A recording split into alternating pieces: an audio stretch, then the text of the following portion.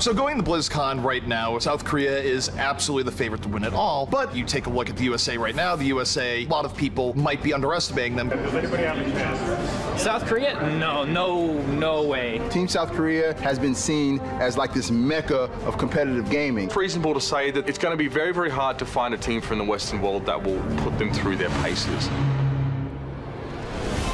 And the US, they've done it. They are going to BlizzCon. I think that USA at least have a shot at making it. The US team is pretty good. They did pretty well last year already. I feel like the USA was like the only team that really gave Korea a run for their money on some of those maps.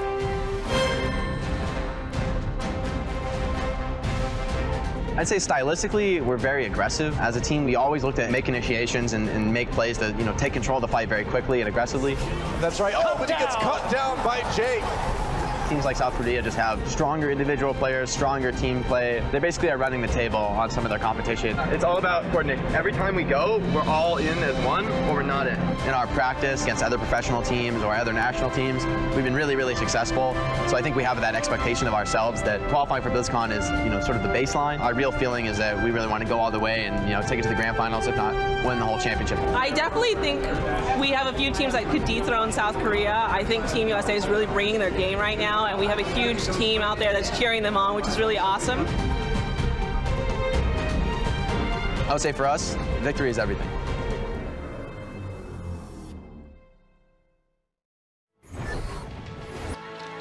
Ladies and gentlemen, it's the moment you've all been waiting for. It's the United States of America facing off against South Korea. It's a capacity crowd. People are trying to get in and they can't. They're having to tell them no because this game is going to be insane. If you're not here, well, you know what? You missed it. This is it. That's it. I had a better follow-up for that moment, and then at that very moment, I just kind of dropped the ball there. We have like thousands upon thousands of viewers on Twitch right now. People are watching through the virtual ticket. It's just ridiculous. This is going to be awesome. I am Golden Boy. There you have it. There you have it. I think I know who they're rooting for. Just let me get breathes right there. I think we just let this go until the game starts. All right, crowd. Calm down, crowd. I need to introduce my guests here. Of course, joined by my partner in crime, Jamerson, OGN commentator, the one and only Achilleos. How you doing? I'm doing very well. Happy to be here. Back to the United States. Been over a year for me, but another BlizzCon. And this time I come here to represent South Korea alongside these guys on stage and tell you why they're not going to be winning this match. Why USA is not going to be winning this match. Okay, yeah, correct yourself there. Yeah. Rap God himself. And then... Thank you. It feeds me. It's my sustenance. And then Captain South Korea himself, the one and only. My partner in crime. Mr. Monte Cristo. How you doing, pal? I think we have like the most pro-biased South Korea desk we might be able to have right here. Yeah. OGN caster, myself, former OGN caster, gentleman of Korean descent. And a Puerto Rican. And you know what? America! That's right! Freedom! I'm kidding. Well, I mean, kind of. That being said. All right, well, we got to go on with the show, guys. We got to go on with the show here. This obviously is it's a very partisan crowd here in favor of the United States, without a doubt. Is it? I couldn't tell. Yeah, but this South Korean roster has just a lot of talent here. And Achilleos, we haven't had you here on the desk, so I just want to get your quick thoughts real fast. Before we dive into some deeper stuff here, how do you feel about South Korea coming into this match? I mean, so I think that actually this could be one of the closer times that they'll have throughout the World Cup. They crushed their way through the group stages when they were playing in Katowice. They get their way here without dropping a single map, and it was some of the fastest games that we have seen so far at the tournament. But I think that actually USA could give them a bit of trouble coming into this, but I still expect Korea to come out on top. They have Flower, who is maybe one of the best DPS, if not the best DPS players in the world, has an insanely deep hero pool that he can bring out anything to just answer whatever US gives to them. I don't know if you saw that, but XQC's winning the T-Mobile MVP. I don't know if you caught that. Yeah. Everyone's got to be getting Flower out there with their MVP votes. Well, I'm sure after this game they definitely will. But all right, let's read the room here. I think it's time to get this party started. What do you guys think? That works. That works. I'll take it. That being said, it's going to be the United States of America facing off against South Korea, the unstoppable force versus the immovable object. Monty, your thoughts? My thoughts on this particular matchup, you have to say South Korea is a massive favorite here. I think the unfortunate part of all of this is these two teams may be the best two teams in the entire tournament, and they are hitting each other via the random draw in the quarterfinals. So we still might have an explosive map here. A lot of the players are saying this is the patch where they think it might be possible to defeat South Korea. We're seeing more of a Mercy meta, which doesn't necessarily play into Toby or Jaehong's strengths. So they see at least a potential form of weakness. I have a belief that they are going to rise above that and transcend that potential hero pool weakness today, but we'll have to wait and see. All right, Jameson, I need someone to be a little impartial here. You're my partner in crime. I need your help here. Let's talk about USA. I'm forcing you to talk about the United States in this matchup. Yeah. What are some of their strong points going into this game? Well, of course, you have Mr. 150K himself, Sinatra, coming in. And he has one of the most amazing tracer plays that you can see displayed here in North America, but also you have to understand that he can rely upon the Zarya himself. He has that hero pool that we talk about that South Korea can also bust out, but Sinatra, he's going to be the primary carry here. Now, what we really need to see is Jake on the other side of that DPS duo. Just be that really standout, solid, just DPS. Go on the 76, make sure that you're able to just help Sinatra clean up these kills. Well, the crowd is on their feet as the United States of America make their way to the stage. Kilios, I know that you are very, very impartial, so I want to get reactions though on this United States roster. I mean, like I said, I think that this is the best team that could take down South Korea. I think that if USA doesn't do it here, then South Korea will just go on to win the entire tournament. Bing, bang, boom, no problem. And also, like Monty said, this would potentially be the final if they were on the other side of the bracket. This very well could be the two best teams that we have in the event, and they have to square off right on the first day. So a little bit unfortunate there. We got unlucky with the draw, but this series could be absolutely monstrous. You mentioned Sinatra coming into this one. He's going to be such a big figure for USA to come out on top if possible, but I think that the Koreans are going to identify that, and they are going to know to focus him at all given times. If they don't give him the free reign that he wants, then they should just get shut down. So Monty, I know you have a lot to say, and I'm going to get to you in a second here, buddy. But for now, I'm going to ask my buddy James here, because I know once I get you going about South Korea, it's just literally not going to stop. That being said, James, this South Korean team, the weapons that they have on this squad, I mean, can anyone take them down? Here's the thing, I said that Sinatra could try and match them with the Tracer play, with the Zarya play, but the thing is, you have Setbyobi, that is an amazing, accomplished Tracer himself, and then if you're going to go Zarya versus Zarya, well, you've got Zumba on the other side, who in Season 1 of competitive play was SR 93. By the way, that's out of 100. He was the highest rated Zarya one-trick in the world. Monty, you have a lot of familiarity with these players here. You know, you talk about Zumba, Flower, anyone else in this team that you could just share with them. I mean, look at Jaehong. Ryu Jaehong, team captain, veteran player, potentially the best player in the whole world. I think we could have an argument about whether he's the best player. I wouldn't argue. Well, I wouldn't argue either. But I think what is inarguable is that the difference between him and the next best support is a larger gap than the difference between the best player and the second best player at any other position. This guy is absolutely amazing. Now, there have been questions about who's going to play the Mercy on this roster. Is he as good of a Mercy player as he is an Ana player? Can he just power through that because he is the best Ana and play Ana just nonstop here tonight and still see that success? Yeah, that is certainly going to be a story in this matchup because of Ana taking a backseat a little bit in the meta here. If Ryu Jaehong's able to bust that out and just dominate, that will be very scary for literally everyone in this tournament. All right, James, keys to victory here, both sides. Well, one of the interesting things you just said is that in this meta, and for the last 6 months, it's been largely South Korea that's been setting the meta. So we can definitely see, actually, Ana still coming into play for Ryu Jaehong. It's honestly about making sure that he's able to play his comfort picks. And if he isn't able to, well, they still have 5 other star players that can fall back on. Okay, Kilios, what about for you? I mean, yeah, we talked to the teams, we talked to everybody, and we always ask them, how do you guys feel about Ana? Is it going to be viable? And everybody said, like, no, Ana is not viable. We shouldn't be picking her up. And they said if Ryu Jaehong plays the Ana, they will destroy him. But I'm saying, you haven't played against Ryu Jae-hong's Anna, because it is on a whole other level. This guy brought that character into the spotlight when he started playing it in Korea in the Apex tournament, and they're going to find a completely different style. They're going to find a completely different monster of an Anna if he does bring it out here today. All right, and Monty, be scared. Final thoughts here, buddy. You just have to have belief. You know, I've been inspired by this crowd. I spent 5 years of my life living in South Korea, and I loved it. But today, you know what? I'm going to be an American. What a swerve! I did not expect this. You did not expect this at all. I didn't. You know, people have been wanting me to cheer for America for years, to protect the Americans. This is one of my top 10 anime betrayals right here. Unbelievable. You know what, Golden Boy? Today's not that day. No? What? There it is. Oh, no! This is a double turn. A heel turn. A One double of heel us. One of us. Oh, It's Korea, baby. It's a double heel turn. I cannot believe that we just had a double heel turn on this desk. Oh my goodness. All right.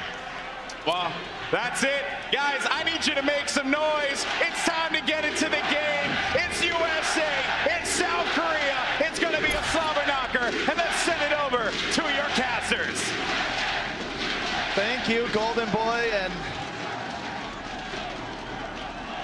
you ruined 2 shirts for that, but it was worth. It was worth. It's okay. Buttons can get stitched back. Thank you, Golden Boy. And hey, Monty, I gotta say, you better hope South Korea wins because they sold out of USA jerseys, Hex. So he's really made his decision. It's good to know that Monty's clothes just tear apart. Just poorly made. He always talks about his fashion sense as nice clothes, but apparently they just fall right off. Look, I understand what everyone thinks here. It is a David and Goliath story, but it's a story that we're all getting invested in, and I like to think that I have a pretty good nonsense detector, to use the PG term. And this United States team has confidence, and it's not false bravado. They really believe that this is the time where they have a good chance to beat Korea. And why not? You heard what the desk mentioned in terms of Jae-hong's performance on the support play, but now we're in a meta where Mercy is arguably the most important support hero, so fresh meta, not a lot of tape on this USA team, Hex. This could be the perfect storm for what most people would consider to be an upset. We speak about Mercy a lot, and they talk about maybe that the supports for North Korea, or South Korea, sorry, wow, completely different, are not as comfortable with it, but Adam is a long-time Mercy main. He's always been good at it, just crushes this hero, so that could be the difference in it. And also their front tank line. Their tank line of USA is vastly overrated. I don't think they can win up straight up DPS for DPS. The tank lines for USA have to come in strong. Yes, and that's been one of the lauded parts about Team USA, where you think back to the group stage, their tank line was very good. But ladies and gentlemen, here we go. Team USA out of the gates. There is that Ana that we talked about, and a lot of people don't think she's good in the meta, including most of Team USA, but as they said, Jae-hong's Ana is a different kind of Ana. Well, that's why he's playing it here. Not a lot of people give Ana love in this meta, but Jae-hong here in the back, healing up his team. A nice bio nade, going to keep them up and healthy, letting them keep pressure in. And there it is, the first pick up by Sabiel takes down Sinatra and puts South Korea in a very good position here where they're simply dominating space. It's not a great sign for the United States that they lost Sinatra very early and then just chose to bail. That was not even a fight that happened right there. They can't play that scared. Sabiel gets in there, takes down Matt. Adam will bring him back up, but resurrecting a Diva, not always the best of choice, especially in their position. And I don't know what is happening here. This United States team has taken the first fight off. We just saw South Korea, really good tank play, very good support play where they utilize the Ana to keep people up. Now, the United States is moving back in. They're looking for the opportunity. Sinatra off that flank. Sabiel in hot pursuit. The sound barrier already used from South Korea, which gives them this fight very easily, Hex. This fight is all but over. As Sinatra goes, so goes Team USA. It is the strategy they play around. They expect so much out of their phenom Tracer players. So far, he has been getting shut down by his counterpart, and the United States has yet to set a toe on the point. This is dominant from South Korea. This is what a lot of people expected, but you can't write off this USA team here yet. Now, you see them coming up this left flank. Sabiel waiting there for the pulse bomb and just early pressure. Now, he's going to back up just a bit, and Team USA, they activate the Valkyrie. This has to be their moment. This is going to be their big advantage. They're running a Mercy, and South Korea is not. That means they have 2 extra lives on here. Flower just dancing alone in the corner reminds me of Prom, and he gets nothing out of it. And then for Team USA, this is the fight they had to win, and it's a nice engagement. Adam set the tone with the Valkyrie, and they just dove right in. Dominant stuff from USA, and they're going to get their first control. They will take first control, but nearly 80% for the side of South Korea. They need to win fights in which they don't have Valkyrie up. If that's what they're depending on to win fights, it's going to be a long day for them. Matt, Sinatra, Jake, all with their ultimates up. They need to turn those into efficient kills. And Jake, he's going to be key in this next fight. Here in the back, Xavier Lee taken down immediately here by Raucus. That helps, because you look at South Korea right now, they're not running the Mercy. They can't undo that. And the United States, they're going to hold firm. Yeah, with Toby out of it, they have to back out. Again, you mentioned no mercy means no second chances at these things. And every fight that the United States can win without having to rely on Resurrection is a good fight for them. There you see Transcendence comes online. If they can win the next fight off of that, they will have Valkyrie again. And Jake, he was able to save the Tech Visor in last fight, but now he has everything in his sights. Tech Visor's up, gets stymied by the Reinhardt shield. Heavy pressure, healed up by Adam at the last moment. Now he's going to back up a bit, but South Korea, they roll onto the point. Nano boost and barrier to make space.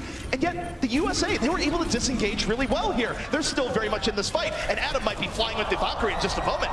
Well, that is an Earth Shatter. It does knock down one, unable to get it down, but that is a huge kill onto Adam, who is going to have his wings clipped. No flight there, no resurrections. However, United States still in this fight. And that is a blessing in disguise. Raucus with the pick from behind. Adam gets to save the Valkyrie now. He's going to have it for the next fight, which could be the final fight in this round. Absolutely a silver lining there, and now you see South Korea trying to get themselves in ult situations that are manageable. Sabioe, who started this fight off so well with killing Sinatra, has his pulse bomb up, and there is a Deadeye. United States needs a clutch on Valkyrie yet again. United States holding here in the back. Sinatra off the flank, being a distraction. Has to be careful not to die. He's not going to be able to res here, but Mono goes down early in this fight. There's no res for him. USA dominating. This could be the round. It looks like it. There's a lot of red in the kill feed of the red, white, and blue as they continue to clean up 99% and counting. And the United States will take first stage on Nepal. The crowd here in this fully packed arena is loving it, Hex. This is the Overwatch World Cup, and Team USA, they will not be denied. They take this first round. A couple more stages like that, Monty's going to have to find a sewing kit. He's going to have to do a little bit of repair work there, I'd say. But it's still early. South Korea can definitely bring this one back. Oh, this is a small drop in the bucket to be able to beat them, but the United States has to come out strong. It means so much more for them to get the momentum on their side. And we saw it. It's the Mercy meta for a reason. Those extra lives were what brought them back, got them their first fight win. And once that happened, in control of the point is a much better place to be than trying to take control of the point. We've gone real old school here. We have the Bastion coming out here in Village. We used to see this a lot, don't see it quite as often, but this time they are rolling with it in the United States. They want no part of that, Hex. They are moving to the other side. They don't want to fight this Bastion on high ground. Yeah, we've got a pharmacy combo in the sky, and it's going to be good to be able to poke down the Bastion, and they're just going to move over to the side. This is where you really want your pharmacy anyway. A nice concussion knocks them all onto the ground. And now, this is really nice positioning from the U.S. Now they're moving back in. They have a plan of attack. They've had some time to digest, and they're flanking South Korea from both sides. South Korea, very much deathballing right now, taunting the U.S. to move in, and they do get this first control. They have to resurrect Sinatra, so that resurrection is down. Now they're fighting at even forces, though, but Flower will take down the Winston. One of his primary jobs is to shred through those tanks, and he does so with ease. And now South Korea piles on the kills. They will pile on percentage. United States needs to retreat. And the problem there for the United States is that if they didn't contest that soon enough, South Korea had faith in their ability to simply just hold together on the point. And now you take a look at the position. They're going to take the high ground and utilize the fact that they don't always have to immediately dive onto the point. But no, actually, they're going to go straight onto the point. They don't want to give the U.S. even a hope of getting on there with better positioning. Barrage, could be a flanking barrage. I think he was looking for it right there. Didn't see what he wanted because he saw that the Ana had his sleep dart lined up. Tank mode out, takes down a few, only resurrecting Matt. And again, resurrecting D-Mac Diva, not always the best choice. A little bit scrappy here on the point between the two teams, but when the dust is held, South Korea still very much in control. 50% of the way the victory on this round is Flower just lets the Gatling gun fly. Team USA, what do they have to do here, Hex? It is a little interesting that they're running a Mercy Lucio, because you imagine that Rockus should be on a Zenyatta or something along those lines to add the extra damage that they need, but with shields up, that's difficult. But Adam not on the Mercy, I think, hurts them. Adam is just a superior Mercy. Not that Rockus can't play it, he's good, but Adam's best hero is his Mercy right now. All right, South Korea right now just holding on to the high ground, readily controlling space.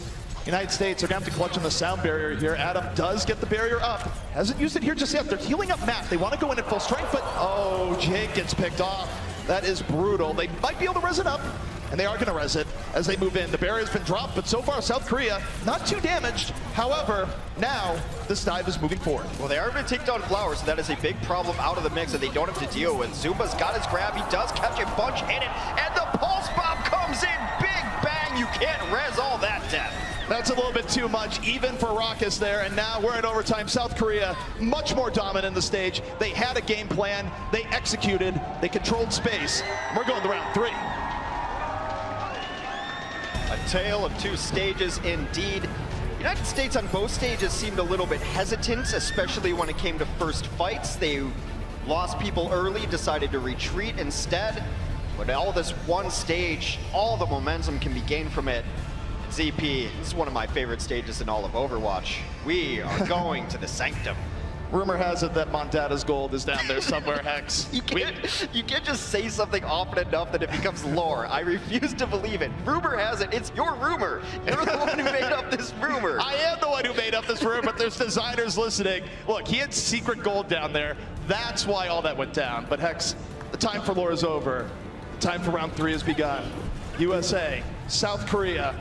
We'll see who's the victor here as both roll out. It is Orissa's time now as both teams choosing to run the Orisa hero on this map. It's going to be a fight over the stairs. We've got Flowers, Junkrat on one side, defied the meta, and now Junkrat is meta. Well, Junkrat is meta, shields are meta, and Team USA, they're going to try and win the shield battle here without the Junkrat. Instead, South Korea, they have a much stronger shield-busting composition with the Roadhog and Junkrat, and that's caused the United States to give up some ground. And now, you look at South Korea, moving on to the point, prioritizing the point. Oh, goodbye! Moved it to the point! Searching for that gold down there, apparently, as Fact Fiction able to pull Zumba off of the edge. That's usually the other way around. That is Roadhog's job. And they pile on by taking down Toby. The resurrection not going to be available. By all rights, this should be the United States fight. And Hex, I gotta say, you know what helps prevent a resurrection? Dropping people into a pit of doom. That's absolutely true. Resurrection needs a body on the ground to be able to revive. If you put someone into the environmental deaths, they are gone for good. United States holding here, and I think this is the support combo they need to be running. Rockus is an amazing Zenyatta. Adam's an amazing Mercy. No need to get cute with it. Nope, no cuteness required, just holding the point. And the United States, they know they have an edge here. They don't have to fight right up there. They can rotate around the point and make South Korea engage on them. Now, you go into this, Hex, what does South Korea have for this fight? Everything. There's a lot of check marks there. Here comes the Tire out first. Resurrection might be used on Mano. It is right away. Tire trying to find something. Does not necessarily get what he's looking for. Now, both Resurrections from this Valkyrie have been used, but the United States is stabilizing this fight. And Jake's about to get the visor. This could be a full cleanup visor if it's even necessary here. United States hiding in the back. The bongos, the supercharger from Orisa, keeping them nice and pumped up. And it's going to be a reset for South Korea. What a turn of the tape here, Hex. The United States is 50% away from taking map 1. And they've got Valkyrie up, they've got Transcend, Tactical Visor, Self-Destruct. South Korea used a lot of ults in that last fight, and they got very little out of their resurrections. All right, Sinatra off on the flank, the distraction, riding the line between life and death, trying to just distract a little bit more while the rest of the United States is off to the side, and they get Mano early on. A big pickoff from Sinatra. Come fly with me as the United States is one more team fight away from taking this map. Adam ended up using his Valkyrie there. I'm not sure it was necessary, but no reason to hold on to it. They will clean up, getting some staggering kills. It'd be great if they get this kill onto Toby. Sinatra goes deep, unable to finish it, but they do take down Jayhawk. South Korea, they are out of time. Toby gets picked off. That is massive. Now, South Korea, they have to get on the point with less people. Sinatra diving deep, so deep right now, they can't even reset. 3% left. Can anyone even touch this point? Sableby, doesn't get there. The United States takes map 1. The old crooner, old Blue Eyes himself, Sinatra, showing up for the United States after after being rocked repeatedly in the first 2 stages by Sabiobe, he comes up enormous. I've seen Sinatraa do this in professional play, on his stream, whenever. He has a 5th gear that he just hits and he takes off and dominates the team. That was crazy towards the end. South Korea, by all rights, should have had one more team fight. But the United States, they sensed weakness.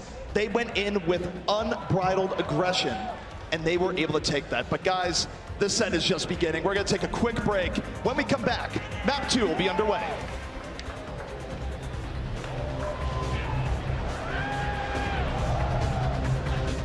BlizzCon 2017 is brought to you in part by Republic of Gamers, Intel, T-Mobile, and NVIDIA.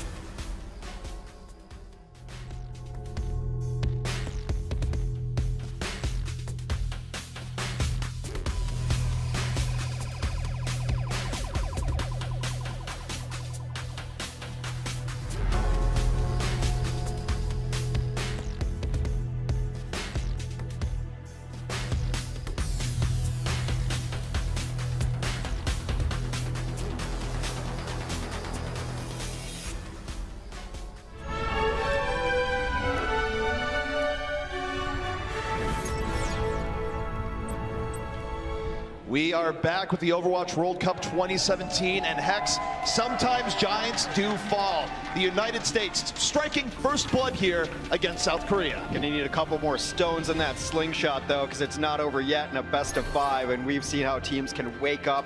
Reverse sweeps have been happening earlier today. If there's any team that can pull it back, it would be South Korea, but United States gonna try to ride the momentum. Sinatra's got to stay angry and just play the way he did right there. We are headed into Eichenwald. And I don't know if I'll ever be able to look at this map without crying now. That cinematic touched me. There's so much more emotion involved in this map. In the States, it's also where Reinhardt lost his modeling career forever, so sad times all around. Hey, I heard people dig scars. It adds character. You know, I just wish his modeling agency thought that way. But guys, we're heading into the castle here, and Hex, what might give this a bit of an edge to South Korea in terms of preparation, how Eichenwald breaks down? Well, I mean, South Korea, they're going to have a good chance to just be able to get to the back line and take picks on this first time. There's good flanking routes for Sabiobe, who really was getting the better of Sinatraa early on. I think Ana can work here, and I would not mind seeing them bust out a Genji. I think a Genji is absolutely necessary when you run second point, so a nano-boosted blade can really crush through for South Korea.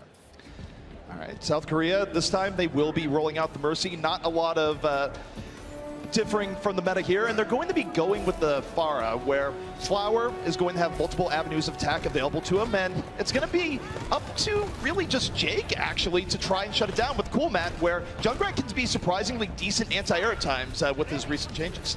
Yeah, there's definitely a strategy you can employ with Junkrat to get up to that level where the Pharah is, but they're going for flank. I thought South Korea might do this when I saw their composition, because this is a squad-based composition. It is 2 parts and 4 parts. Jaehong is going to be responsible for the tanks on the ground, and Toby is going to be solely on Flower duty. They do not see this CP. This is sneaky, sneaky stuff from Flower, a stealth bomber if there ever was one, but The defenses have been alerted. Now you see Matt getting into position. You got to think he's going to be going for Flower here in a second. You can't leave him here to just pepper you with rockets from above for too long. But so far, he has been uncontested in the USA. They're just hiding for cover. There's a lot of cover on this map too, and that is a couple of huge kills. Cool Matt decides he does not want the Pharah. He wants the Mercy instead. Flower lucky to get out with his life before he is wilting. Will drop down for a pack, but that push completely deflected thanks to the nice diva play from Cool Matt. Flower taking the float of shame back to his team there. And what we saw there is one way of dealing with a Pharah where it's not usually effective is you ignore it. You just try and win the ground war. Jake says, you know what? I'm in the army now. I'm just going to go over and flank your team, kill 3 people. Why not? There's just a lot of really good cover to hide away from a Pharah on this map, and unless your ground war is pushing them out of their hidey holes, you're not going to have a whole lot of targets. Boost is up. We'll see which target this goes on for Jayhawk. Sinatra goes down early, and I don't think he's in a very resible position. No, Adam goes for it anyways. He's back up, and he gets Toby back off the flank, and the United States might very well hold here once more. The small downside from that is that Adam didn't feel comfortable going in just for the resurrection. He wanted the Valkyrie resurrection to give himself a little more survivability and mobility. So that one kill onto Sinatra cost them a Mercy ultimate to get back onto it, giving South Korea the advantage in that regard. They're still holding on to a couple of their own ults as well. South Korea's next push might be their best option so far. And very well could be. They're going to have to go through Raucus's Transcendence here, but it'd be a boon if they could somehow get him early. Flower under pressure from Cool Matt, not necessarily the safest place to fly right now. Flower going in deeper. Raucus still holding on to Transcendence, not using it yet. There's a lot of patience coming in from this USA team and dealing with this assault. And Flower, the Discord orb followed by the diva pressure, forces him back. It's just chucking mines at him from below, but Jake has got himself in a really rough position now. He is close to death, will fly away, grab on the point, but they're not cleaning it up. The Transcendent says, we're gonna be fine. They get Toby, and Mano, though, drops the hammer. South Korea still fighting, still trying to turn this, but you see Matt, one of the last ones remaining here. How long can he delay? Jake is gonna go down. South Korea, they might have cracked this. Jake was trying to get the pressure onto the Pharah. That is one of his jobs as a Junkrat, even though it seems a little bit against what he is best at. A pretty solid defense overall. They will finally clean up and get back onto this point, making them use some ultimates in the way to do so. Do they want to come back here? They've got reses. Here comes Matt. They're coming back in. They're not giving South Korea anything for free. It's a bold plan, but Jake, barrage over the top. Flower gives his life for it. The United States very well could bring this back.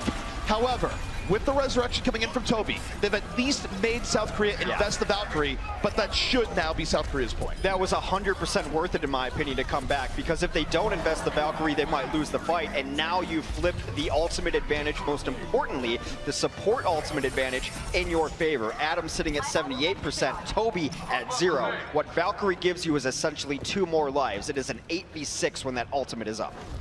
All right. Well, the United States, they can feel very proud about that early defense. They certainly bought a lot of time, and now it's going to be South Korea under time pressure for the rest of this map. And it's very easy, Hex, to get gummed up here in the streets phase. It can be. I'm going to be interested to see where the United States wants to hold, if they're going to try to hold high ground or do a door pressure kind of hold and send all the way down. That is an enormous pulse bomb. Adam out of this fight, and usually when that happens in this current patch, the fight is over. Sabiel striking deep into the backline, and now South Korea is getting some badly needed momentum. They have to make up for lost time here. Point A didn't go well for them, but point B has been stellar here so far. The flanking, catching off guard, and that's a big stagger indeed. Gives Zenyatta a little haircut over top. Just saw him peeking around the ledge. Forces Adam to burn the res. The Valkyrie is out. Blade is out in answer. Blade is out. Flower just going to get pushed back a bit. United States death falling it here up top. The Blade, it's put away, and the United States is coming in off the flank. Zumba off the fight already, and it is very close here in the point. But you see Adam, Valkyrie is in progress. He's healing everyone up over the top, and angels are flying all around as Toby takes the skies as well. That's the second resurrection used from Adam, though, meaning that the United States has no more free lives, no more one-ups, while Toby does. They're able to draw this fight out long enough that they're able to take the advantage here. And despite the stalled out tactics on the cart, South Korea continues their onslaught. They're moving it forward, and this castle door might be broken down again. I saw this earlier today, the cinematic, and well, just might be heading this way. As South Korea, they're going to take point B. They're going to knock down that door. And Flower hits a brick wall at Cool Matt. Goes a little bit too deep. A little bit. They will get second point. That will add a little bit more time on the clock. 2:40. Again, it's going to be interesting to see where the United States wants to hold. Do they want to hold straight up on this door? It's a very solid place you can hold now. even though the changes to the map have made a crumbling escape. Toby and Zumba down means that this fight's going to take a little bit longer to reset up at the very least. Jake has consistently been very sneaky on his Junkrat here, where he's coming from directions that South Korea is not always expecting, and that just buys the United States more time here, where, again, you look at the time South Korea has, because of their slow start on point A, Hex, they don't have many pushes here into the castle, but here they go. I like the switch from Sinatraa to go onto the Zarya too. It is one of his best heroes. He gets Gravitons up like no one's business. Blade comes through from Flower, but largely negated with the Transcendence. Only gets 1 kill. And Adam will bring Sinatraa back to life. Now Everett brought back to life, but there goes Adam. We got reses on both ends. The support ultimates are now out of it, but the United States is controlling space very well right now. Matt pushing South Korea back. They have to give up some room, and now the tire from the side. Both your supports are gone. This should signal an end to this push. Well, it's nice, but it's a little bit late. There's still some bodies alive from Korea on the carts, and even though they lost both their supports, that cart can be a decent source of healing as well. They will choose to back out, though, as Fact has invested his ultimate into it, but not the decisive huge fight, as the fight is actually somewhat still just going now. It's going back and forth. Next fight, though, Adam has a Valkyrie at the ready, but something to note here, this is a very closed-in area. Valkyrie is not quite the invincibility spell that it sometimes can be in other areas, so you still have to be very careful when you use it here. Toby's done a great job of building up his Valkyrie, too. Despite some of the advantages that you would think Adam has, Toby's done a great job of getting his Valkyrie up as well.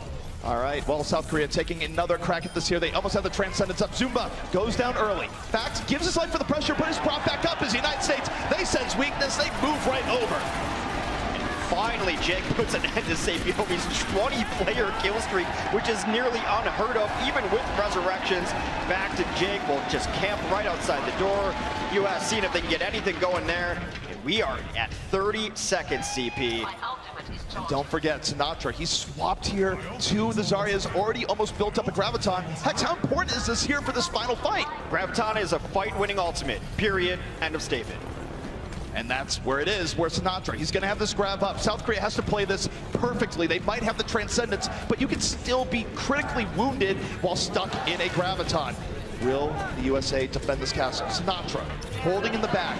Graviton not quite ready yet. The gauge is early. Now he drops the grab immediately. South Korea have a hug. Hug your neighbor. The self-destruct from the back. 2 quick kills from the United States. But South Korea, they're going to transcend and still fight this, Hex.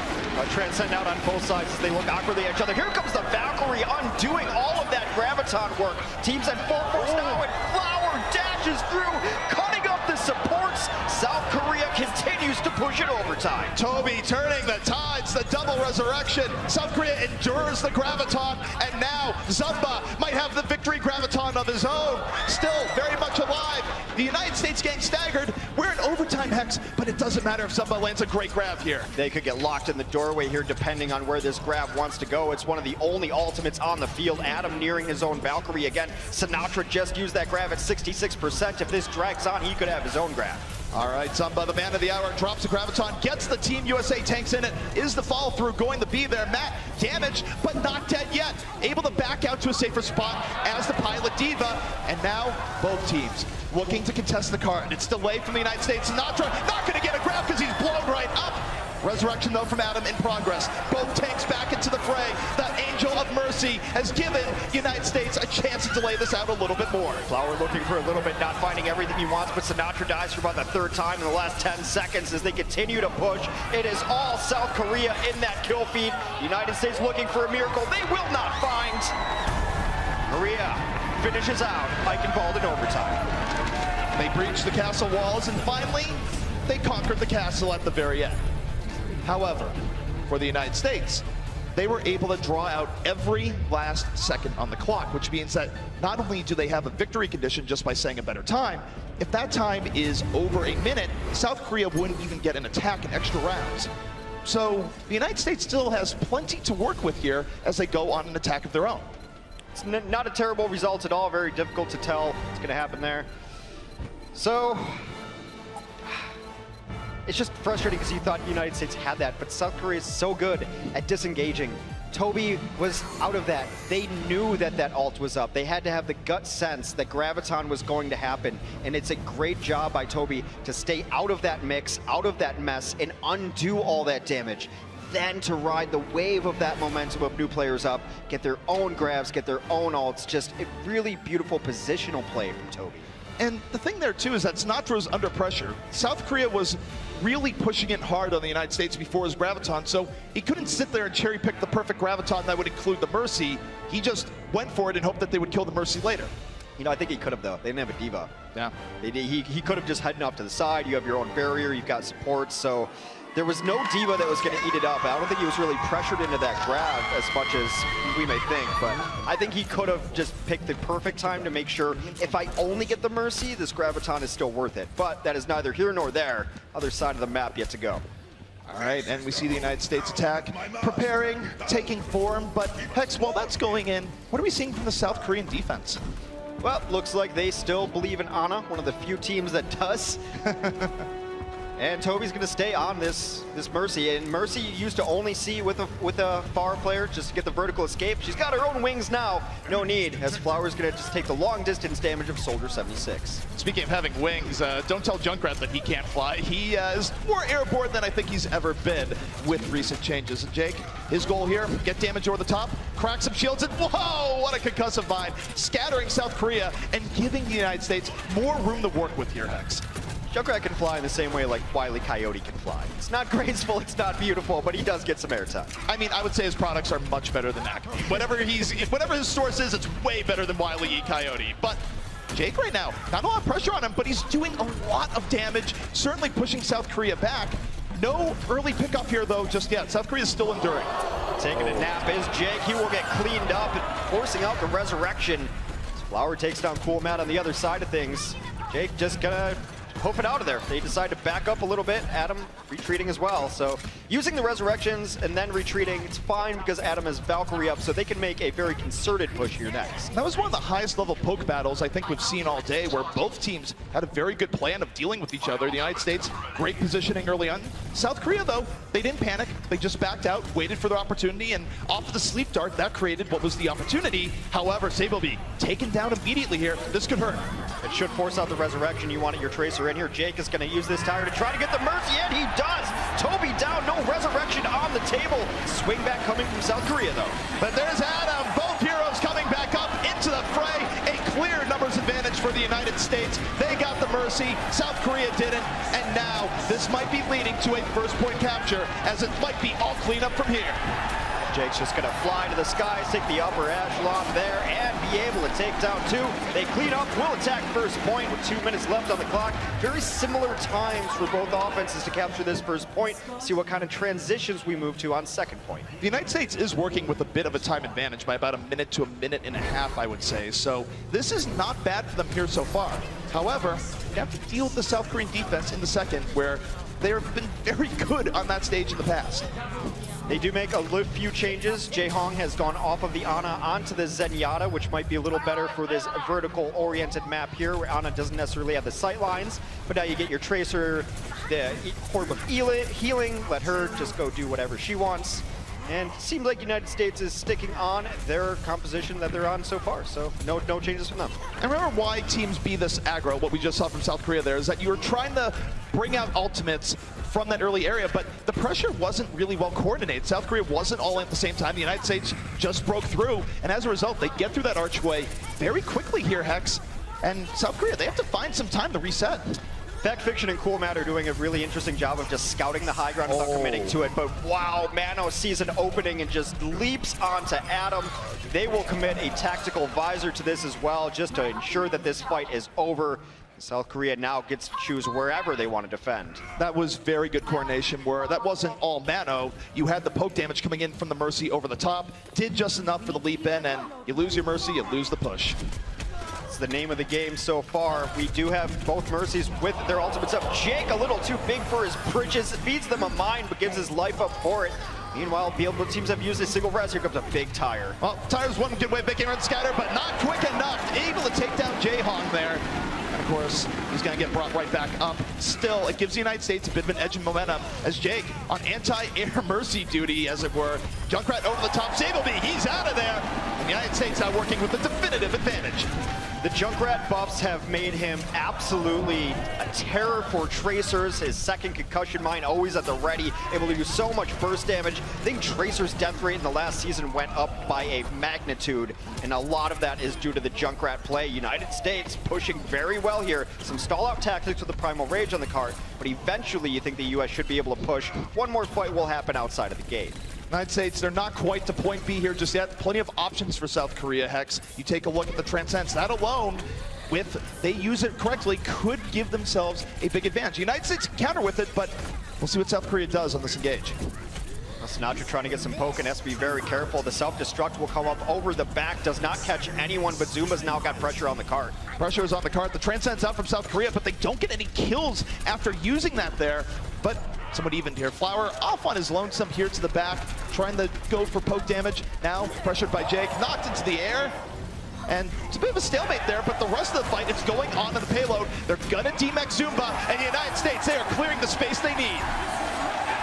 What South Korea was trying to do there with the self-destruct, and then you saw later with Flower on the high ground, they wanted the self-destruct to let the United States retreat to the back so that Flower could have a shooting gallery. The United States instead pushed forward, dropped a shield, and that plan went for nothing. Well, this might be going from scientist to burly German man there, where he even had the Primal Rage, so this is interesting for Fact Fiction if he is swapping, and I guess he's not swapping. I'm not actually sure why he jumped into the pit now, but in any case, he will have the Primal Rage up for this next fight.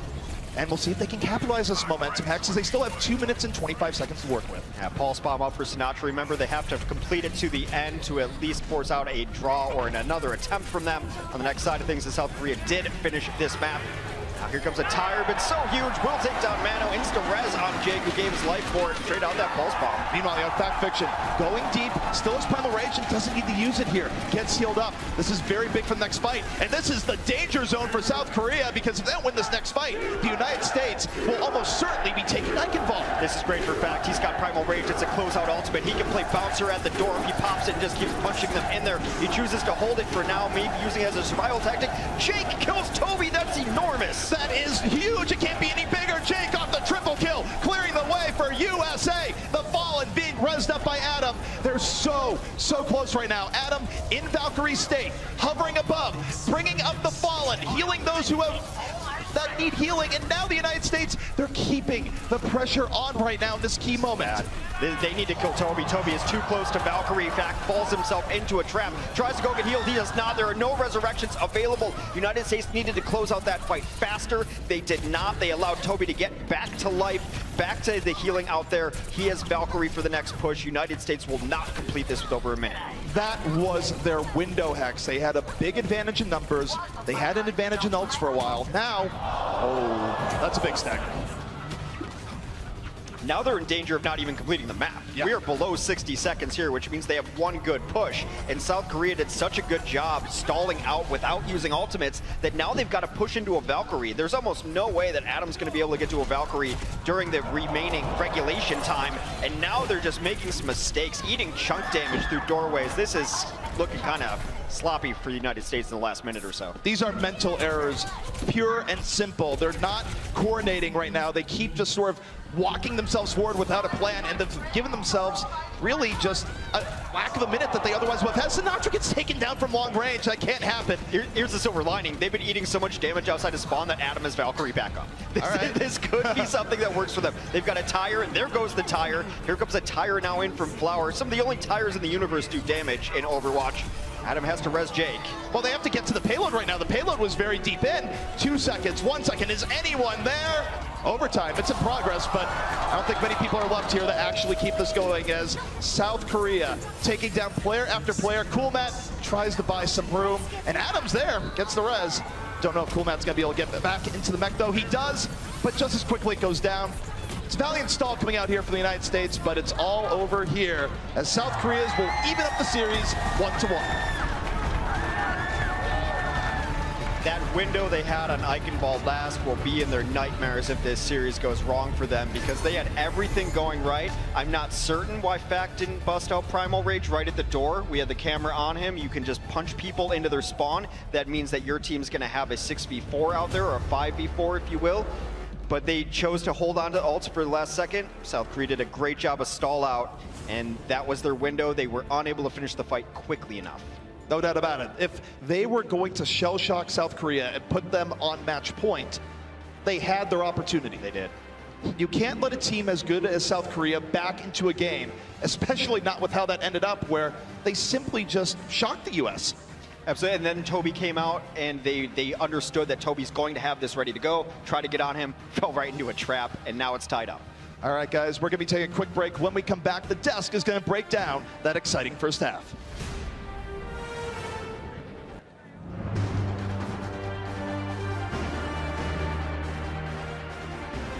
BlizzCon 2017 is brought to you in part by Republic of Gamers, Intel, T-Mobile, and NVIDIA.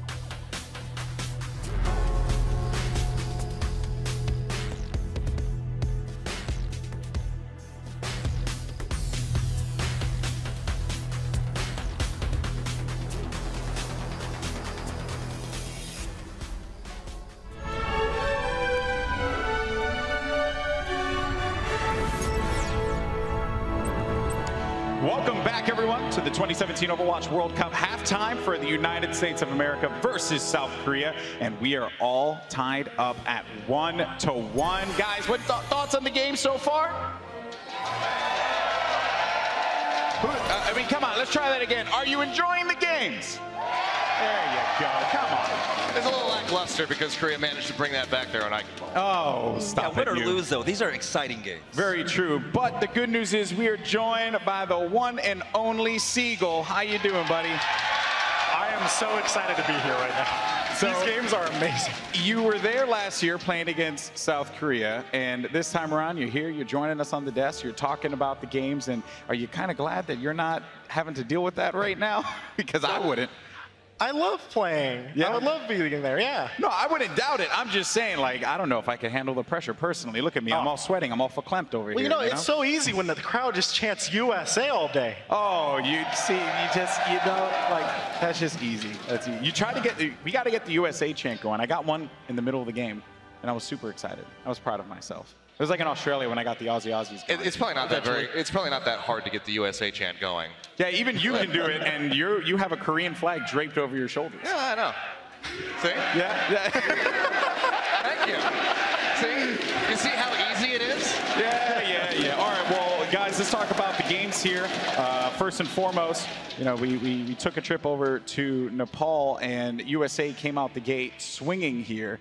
Seagull, I want to get your thoughts because you're telling everyone USA is a very, very strong team, and it's shown to be the case here. On Nepal, I think that was USA's strong point. I noticed that on the first round and the third round in particular, USA, they had such a strong showing. I was amazed.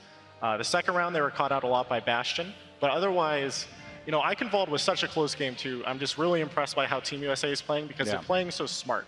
I'm really impressed by that.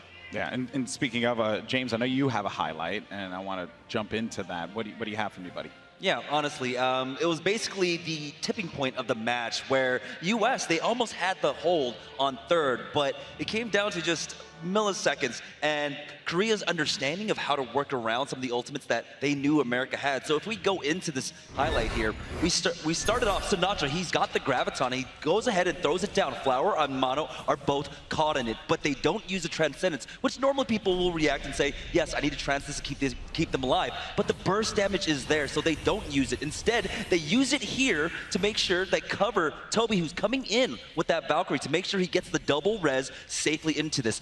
Off the back of this push, Korea finished it off. They give themselves that extra distance that, well, the US wasn't able to push. And just the way that South Korea meticulously puts together these attacks. And, you know, Achilleos, you have the pleasure of being out there in Korea, commentating these guys on OGN all the time.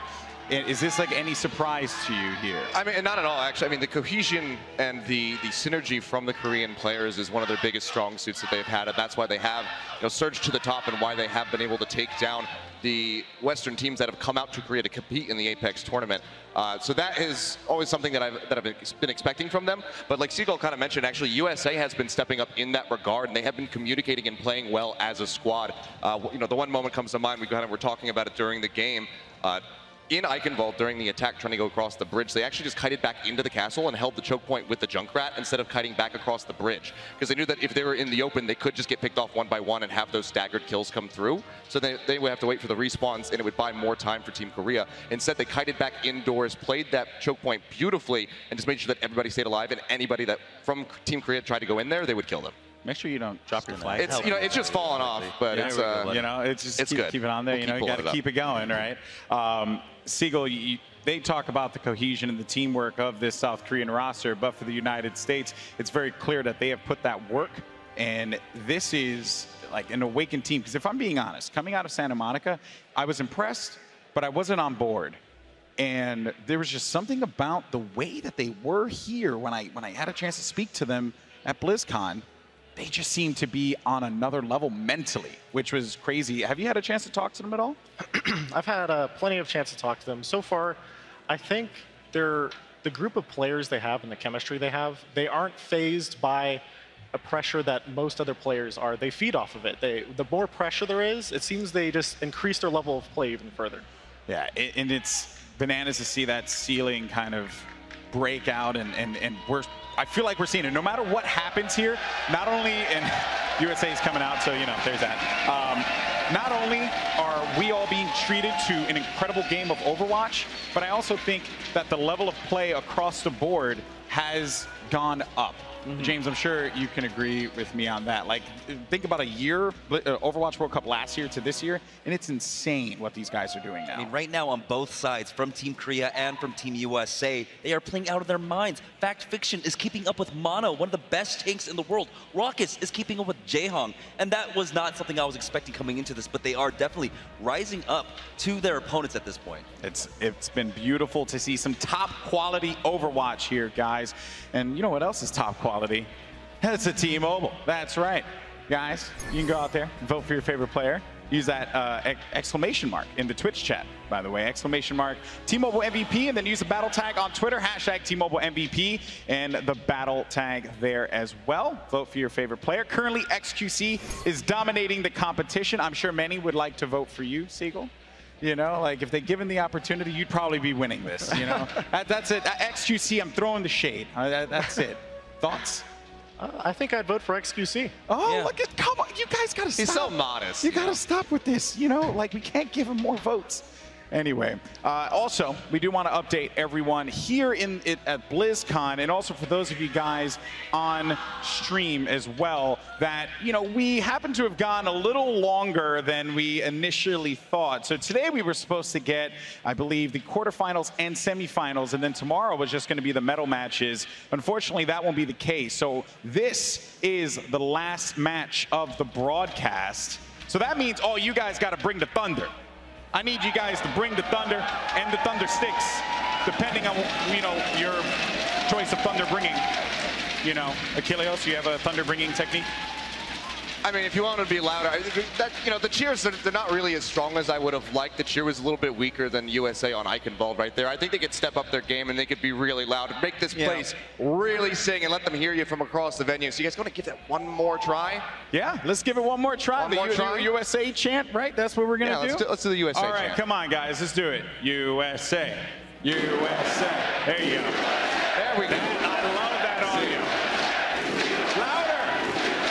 Louder. Bring the heat. Shake this place, people. Let's go. All right. Achilles, thank you so much. You look at that. You're American after all. Yeah, you know, it's my home country, so I can support them to some degree. But I'm bouncing back and forth in between this and South Korea. It's a win-win situation for me. But right now we're all tied up. Yes, boo.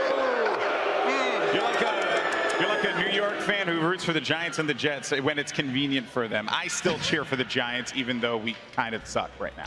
So, you just accept what it is. Come on, accept it. That's all right. I'm used to being booed. I'm also a Patriots fan, so that happens from time to time. Just a combination. Speaking of patriotic, speaking of USA, who better to talk about than the man himself, Jake? We had a moment to catch up with him. Let's go ahead and take a look.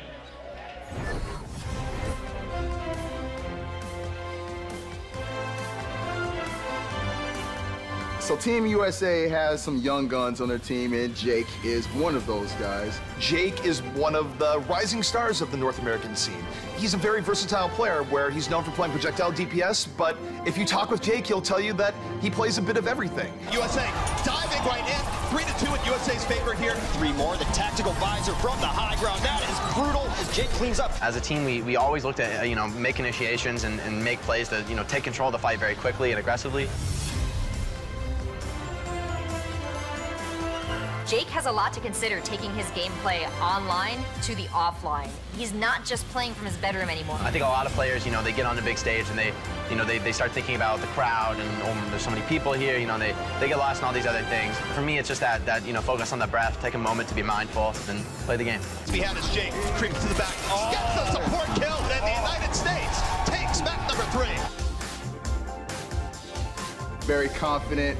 A lot of people might say that he is cocky the way he talks about what Team USA is going to do here. I like anybody who talks that talk, but at the same time, walks the walk. We really want to go all the way and, take it to the grand finals, if not win the whole championship once we're at BlizzCon. I would say for us, victory is everything. BlizzCon 2017 is brought to you in part by Republic of Gamers, Intel, T-Mobile, and NVIDIA.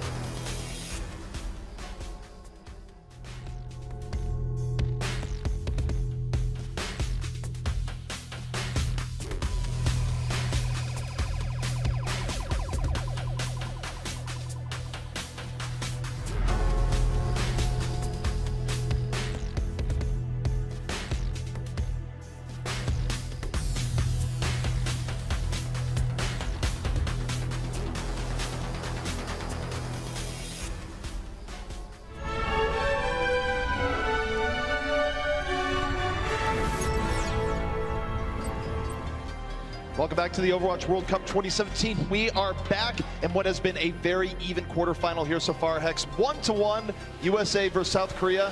But now, USA might be heading into South Korea's territory because they are very good on Assault. Very good on Assault. Hanamura is a map that we expect, probably both of us, that South Korea should win. It's going to take a bit of a miracle for the United States to win, but I mean, they already took one map, and that to some people that would be a miracle already. This South Korean team, the heavy favorites. United States has been hanging with them toe-to-toe, so it's still anyone's game in what is now essentially a best-of-3.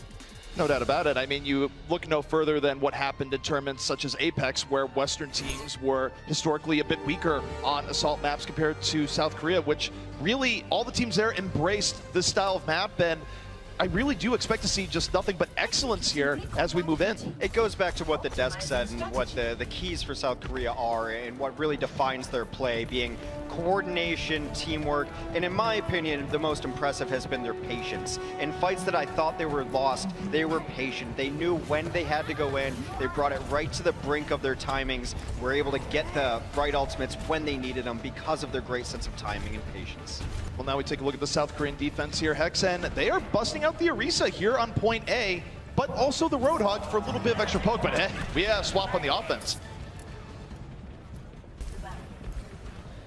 All right, United States moving forward right now, and for now, they're going to use Jake here in the back, and I think they swapped to this Junkrat Hex to crack that Orisa shield. Yeah, Orisa's shield is going to be something that is always going to be a problem unless you're throwing a world of damage into it. You need to contain those small windows when it's down because its cooldown is so low. Sabiobi, again, has been a terror. However, taking down Toby means that this offense has a huge window to be able to push now. And Jake, he's going over the top. He's sacrificing his body for the cause, trying to break this South Korean defense, which is still very well organized here at the top, but Zumba's going to go down. Jake gets his men, and this might be a quick first point capture indeed. Sabiobi did the best that he could, got a couple of kills on his own, but again, once I mentioned, you take down Toby, then the Resurrection, which is essentially your reinforced mechanic on the defense, unable to do it. Sabiobi overstayed his welcome, gets treated to a plate of mine. Jake doing a little bit of emoting there, and why not? That was a phenomenal display of Junkrat's skill, heading over the top, able to crack that South Korean fortification on the top. And Raucus, that's a big pick. He got Flower there. Yeah, Flower has wilted. That forces out the Resurrection, and Toby's not anywhere near his Valkyrie, which means for the next 20 or so seconds, deaths will be permanent. Right now moving in, and here comes Riptire. This could break this wide open for the US. Looking for anything, and uses it to demech Zumba. Zumba's out of the mech, and now Team USA has to move to capitalize on this. That makes a lot of the damage is going to be able to come through as they try to remech. That is a huge pulse bomb, takes everything. Sinatra takes down Toby. The United States rolling through here on Hanamura. This is absolute insanity. They have cut through the South Korean defense like it wasn't there at all. Jake has had himself around. 2 ticks already for the United States. Jayhawk has to come out with the emergency transcendence to buy South Korea some time. Toby now flying in, a resurrection, but is it going to be enough? Toby goes down again, and right after the resurrection, he gets no more percentage charge on his Valkyrie, which is so important. United States dominating the kill feed. There's simply an ice block on Mano. Man's not hot, he is down. United States will take last point. Man was quite cold next to the bay there, Hex, to say the least. Wow. This is supposed to be a strength of South Korea. Yeah. We know how good they are on Assault. And stunning. What do you do when you have a player like Jake come in there and break all the rules as Junkrat? Just super aggro as Junkrat. Sometimes you want to keep your distance and just crack shields. You want the consistent damage up. Jake says, I have 2 concussion mines for a reason. One is for flying and one is for fighting. And he goes, uses the one, drops it in over the top, and just does so much raw damage from the damage boost from Adam as well. Worth noting here for Assault, even though that was incredibly impressive by the United States, and they've certainly put themselves on a good track. We're talking about a team of veterans here for South Korea where they could easily strike back with just as quick as of a time. So this is still anybody's game. We have a long way to go. Second, we definitely have a long way to go. That is about a good of an assault on Hanamura as you can ask for, especially going into second. Look, first, if you can hold once or twice on first as a defense, you're happy. First is not necessarily where a lot of teams are able to hold at the highest of levels. But second is where teams run out of gas, get stalled out, have to reset constantly. To be able to have the push the United States had is great for them. 5 minutes on the clock and they're back. I would say no matter what here for the United States, they're playing with the house money to some extent, because even if they get absolutely shellacked by this Korean offense that's going to be coming in here, it can't really be too much quicker of a time than what they just said. We would just go into another set of rounds. Yeah, it'd be very difficult for them, but I believe we'll be seeing a lot more Hanamura as we go forward. United States going to try to prevent that and try to pull out a defense here. For the moment, we do have Flower queued up on the Widowmaker on the offense, and that's the window you see right there is the perch that she wants to get to. It's actually custom made for Widow. Well, Flower certainly going to be looking for those opportunities, but you're going to have to shoot through shields here, though not really many. It's just fact. Oh, wow. Rock is almost punishing Flower there with a volley of destruction orbs. Now Flower looking for the lines. The United States has to react to this. They have to fight outside of sight lines. Flower right now, this is a good perch. Doesn't have too many shields to worry about. Cool Pat already demeched. This is a decent opening here from South Korea, but Jake takes the hope away on the soldier. Not even the jump grab this time. Jake doing a lot of work. Sinatra now brought back into the mix too, but oh my goodness! Decides that he is going to be the anti-Mercy, takes down both the resurrected heroes. And this is why Flower is so good. We know we can play just about any hero, and his Widowmaker right now, keeping South Korea in this fight. However, resurrections are in. United States respawns are coming back. This has been a brawl, but you gotta think South Korea is going to take advantage of this in just a moment. Yeah, it took a little bit, but just another plump right to the dome of Jake, and that Flower is poisonous. This Flower is definitely no rose. Oh my goodness! Grab Sinatra, somebody stop this man! Everything is going South Korea's way, and Flower has been on fire. Just amazing Widow play. You can't ask for any more than that. And we talk a lot about Hanamura last with your win condition being getting a Soldier 76 on the high ground. You know what's sometimes better than that? Getting a Widow on the high ground who's playing like Flower right now. He's going to have infrared sight up, and now he can see through walls. I don't really need him on the high ground the way he's playing. I just need him in the game. He has been playing out of his mind, shot after shot. The United States, at some point, you have to consider, do you go to a different shield tank here? Because Winston is not providing them cover, as Jake basically cut down by Flower. Jaehong had the support, but now they have created a great opportunity as Flower locks himself into position. And this is the pressure put to the defense. Do you send someone up to deal with Flower? Do you fight on the point? You can't leave Flower alone up there. They are going to try to dive him. It's only a Winston so far, but his team comes back to support him. They know where their bread is buttered. Well, there's bread getting buttered, but finally Flower getting taken down. USA says, please stop, no more. But will it be enough? Jaehong says, no, this is still our fight. We're going to move into Transcendence. Toby healing in the back, still very much alive. Space being made by Mano here on the point. And South Korea still very much could take this here. Well, Toby is out of the fight now, and Adam at 93% and counting on his Valkyrie should be able to bring people back to life. It hasn't been clean enough, but here comes Mano punching people down as Adam falls in that fight. Waits for it, but now that's the corner combo as Raucus falls. 1,000 IQ corner combos. Is this a fighting game? He set that up looking for the corner trap and got it. However, the United States has respawns coming in, and they should get a breather here to reset and regroup. South Korea will hold on to at least 33%. That's what we talk about. Adam falls to Flower. They've had no good answer to this man. That is the best pickoff they could get. The pressure is coming back in. South Korea says, we are going to take this point. Another 2 pickoffs. It's 3-on-6 right now as Jake goes, what have I gotten myself into?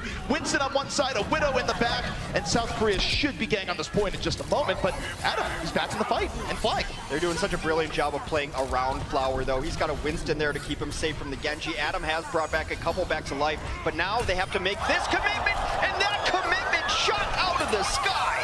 When you look at a Widow and you say, Widow, please never swap. That's Flower right now, but he's under pressure. The Genji coming in from the back, but he shakes it, uses the grappling hook, gets out of sight, and South Korea just half a tick away from bringing us to extra rounds. Adam down again. There comes a pulse bomb as well. It is all South Korea in the kill feed. Now no one is up who's going to be able to pressure Flower, and Flower takes advantage. Another block onto Jake. Oh my goodness. United States allergic to Flowers. That was a show. Flower coming out with a statement there, just dominating across that entire attack round. Really nice stuff from South Korea. However, Hex, as we go forward, the USA still has a bit of a time edge in what could be a very back and forth slugfest here between both teams. Yeah, we can talk about that a little bit. Let's just give flowers too, because that is what a good Widow can do for you. It changes the scope of the battlefield. When you put a Widow like that on high ground, someone's got to go after her. As good as Jake's performance was, I mean, it's really just two completely different styles. This is raw, brute force, Junkrat, America, and then you had Flowers' precision flicking on that for South Korea. This was the most entertaining Hanamura offense I've seen because of these two all-star DPS, but it's the highest skilled hero in the game. Theoretically, if you hit 100% of your shots on Widow, you're never going to lose a fight. And he was 80% headshot kills. That was crazy. Whenever I play Widow from here on out, I'm going to imagine I'm Flower. Be very disappointed when I'm not, but that was inspirational. Flower on Widowmaker nearing 10,000 damage. On Widow, nearing 10,000 damage. Well, here's the thing, Hex, because USA did have a time advantage, South Korea's attacking again. We are likely going right back to the Flower show. And Team USA, they haven't made any swaps here in the defense in the term of like running more shield tanks. In fact, still on the Winston, so there's gonna be plenty of opportunities here for Flower once more. One of the issues is one of the best answers to a Widow is your own Widow. The person who plays Widow best on the United States is Raucus, and you don't want to give up your Zenyatta in this situation either.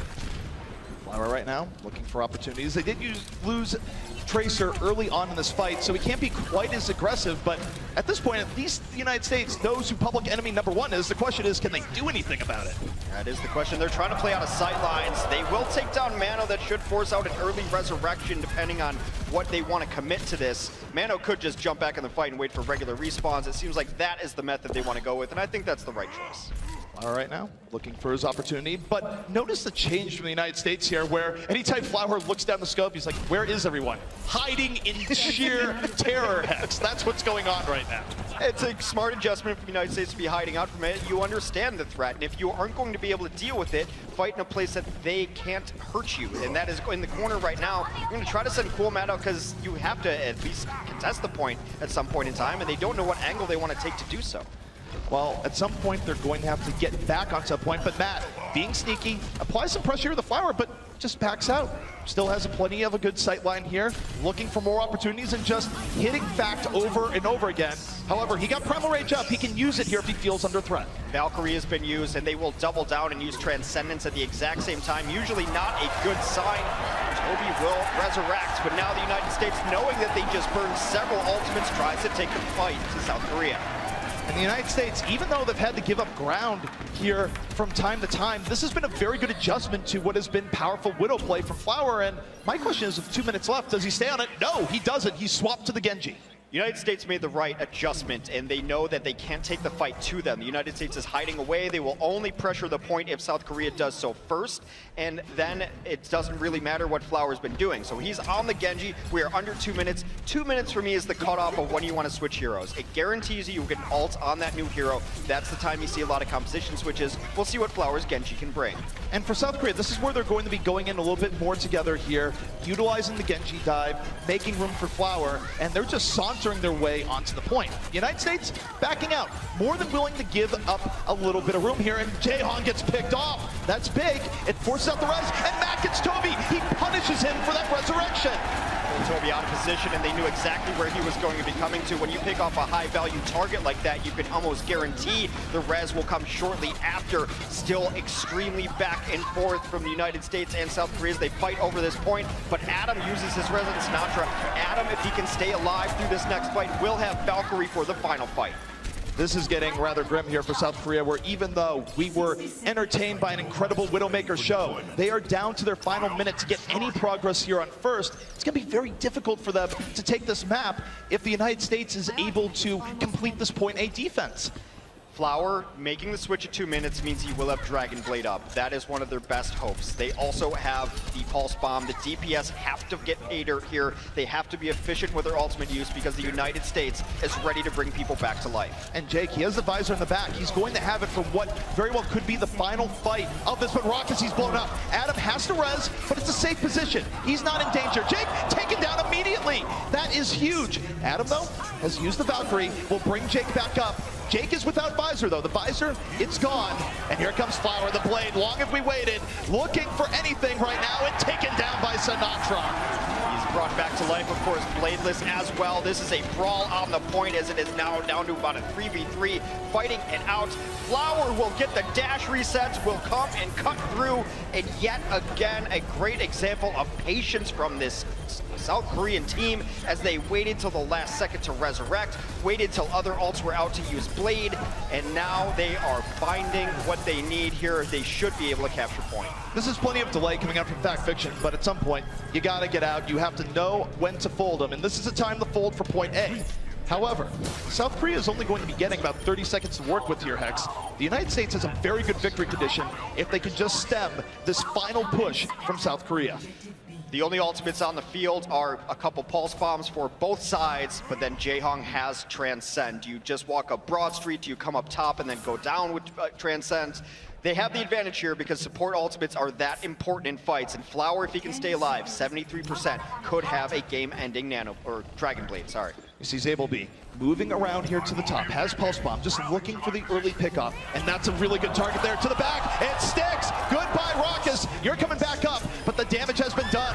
Gets backed. South Korea being surgical here as they are not giving up without a fight. The U.S. pushed to the limit. Adam is down. This could be a second point take by South Korea in extra rounds. Mano just punched the life out of the United States. He took down both supports with Primal Rage. It is all South Korea in the kill feed. Back going to try to come out here and stall, but they're going to do their best to cut him off.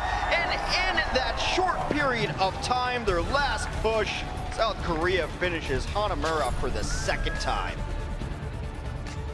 Now that they've been able to take it for the second time, they only had 30 seconds. They had no margin for error here, Hex.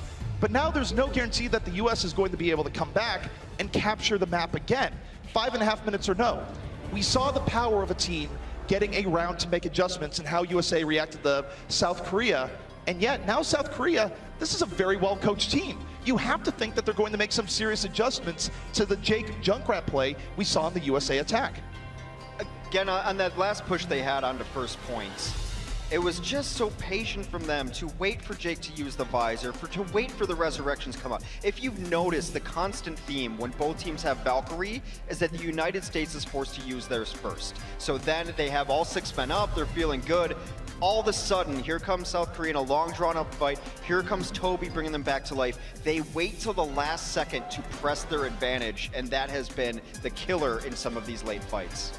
A hallmark of South Korean teams going back quite a while in Overwatch right now is just smart ultimate economy and smart positioning. And even when they had a little bit of a rough go in the beginning here of Hanamura or towards the end of that attack, they could still utilize those things to bring a game back from the brink, which is what we just saw. Well, here we go. United States on their second attack, 2 points to South Korea's 4 points. Must finish out Hanamura yet again with 5.5 minutes on the clock.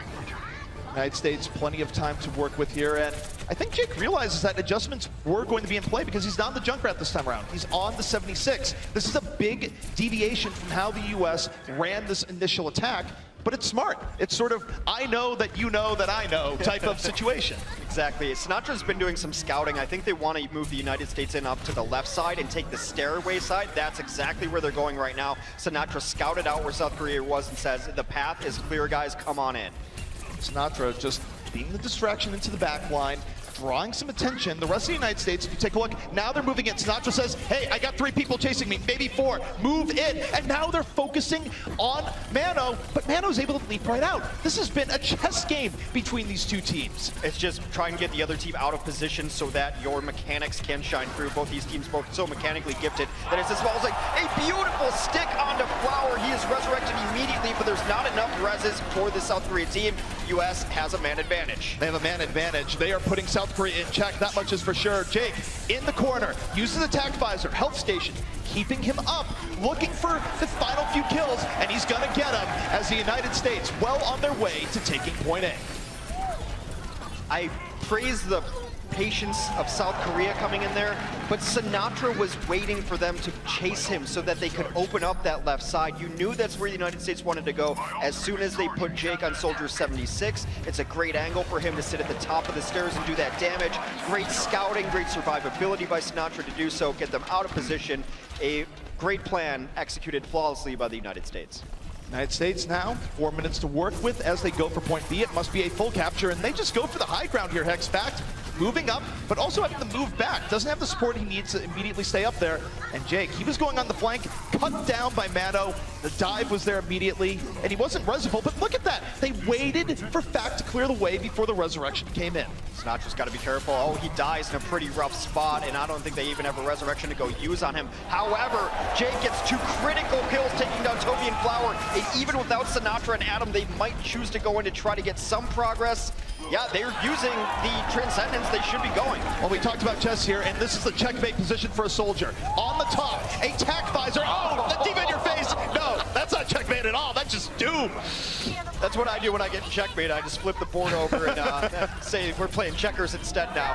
Well, Diva's flipping the board, but the U.S. is still in here. The tanks of the United States, they make the room required. And can the United States get back in here? They're doing everything they can. Sinatra running amok. And South Korea is still very much in a tough position as player after player is getting taken down. They've gotten Toby several times now. Adam comes in with his Valkyrie. The blade out from Flower, but it's going right into support. Ultimates gets a couple, but Adam brings Rockets back to life. And Jake there at the Helix Rocket shuts down the Dragon Blade. It is back and forth. It is a top-class prize match right now. Both teams giving their all into the point, and yet South Korea hasn't given up a tick here. This has been masterful delay where the United States, they feel like they're getting something. They've been getting kills, but they haven't been getting progress. They've just not had the people on the point to get progress, so no one is around and alive. Flower has swapped over to the Bastion, but Jake with a masterful pick on Toby as he comes in to try to bring this team back to life. As you mentioned, though, still not a permanent progress marker for the United States. And this is a case where, again, that Sableby goes down to the Helix Rocket. The United States burning the Transcendence, dominating space on the point, but South Korea always has one person on here. It's always contested. Zumba rezzed back up, and still yet a tick has been given in this fight, which has not ended and has actually been very, very good for South Korea. Sinatra's still in here, will finally fall. I feel that South Korea is playing a different game than we are watching because it seems frantic to us, but I imagine they're calm as can be. Guys, it's fine. We have one person alive. He's stepping on the point. And after all of that, in which the kills favor the United States for over 2 minutes, they have 0 progress on Hanamura last. It's not about kills, it's about the objective. And South Korea knew what they were doing in that entire time, where they always made sure they had one person on the point to delay. Doesn't really matter that the United States was out killing them there because intelligence won the day. Adam will have Valkyrie up. Toby's still a mile away from it, but they've got other stuff to work out. Surprise Bastion still in effect here. Sinatra's going to throw that pulse bomb. We'll get 1 resurrection out of Toby, so now the United States knows they have a small window in which their damage will matter. Flower right now under pressure. Fact getting in there and getting right out of there, courtesy of that Gatling gun on Bastion. Transcendence keeping everyone on the South Korean side well alive. And Flower, he's not done yet. It's Winston season, and no, doesn't quite finish it. That's somewhat okay for the United States because they wanted to get a fight, try to bait out ults. They did not necessarily do that much with the ults. They baited out Transcend, which is good. Adam will have Valkyrie for this next fight, which could very well be the United States' last chance. 40 seconds remaining. South Korea on the verge of bringing this map back after a rough start. They have been sublime on this defense. The United States, they do have a Valkyrie in reserve here next. They're trying to get Jake on the high ground, but that's exactly what South Korea knows where he wants to be. They're trying to deal with this Bastion. Jake finds an angle, and they will eventually take down Flower. Toby will res him and Mano. However, it's this time with Adam who has the resurrection advantage. Adam, Valkyrie in progress. They take Flower down again. This time he's not being put back together. Jake sends his blood in the water. The tack visor is up. He has you in his sights. The United States trying to finish this one out strong as time is expiring. We're in overtime. Let's see where this ends. They got 1 tick, they got 2, they are counting up. It looks like the United States is on the way to closing out Hanamura here. Jaehong off the Mercy, just desperation, Ana onto the points. They're trying to find anything here. United States just looking to close this out. And they might be doing just that. Sinatra, 2 critical kills. The United States has finished off Hanamura. My word here, Hex. We get an extra minute for a little bit of extra play. Like a great boxing match. You just want to see it go all the rounds. We get 1 more round of Hanamura here for these 2 Titans to slug it out. This has been one of the most entertaining Hanamuras I have ever seen. Now as we go into the final rounds here, we've seen both teams try to outsmart each other. adjustments for days. If you are the United States here, do you go back to the Junkrat? If you are South Korea, do you open with the Widowmaker once more? Where do you think these teams are thinking right now? 40 chess, attack Symmetra. Right. They'll never see it coming, CP. That was not on the list of answers I was expecting. So you're right. No one would expect the attack Symmetra. I fully agree. I feel that with a minute, you should run a dive if you can, if you feel very confident that. I also think Widow would be good at the minute because you're getting one crack at this first push, right? You really don't get a chance to reset. And Widow, you live with it or you die with it. You either get the couple picks that you need or you don't.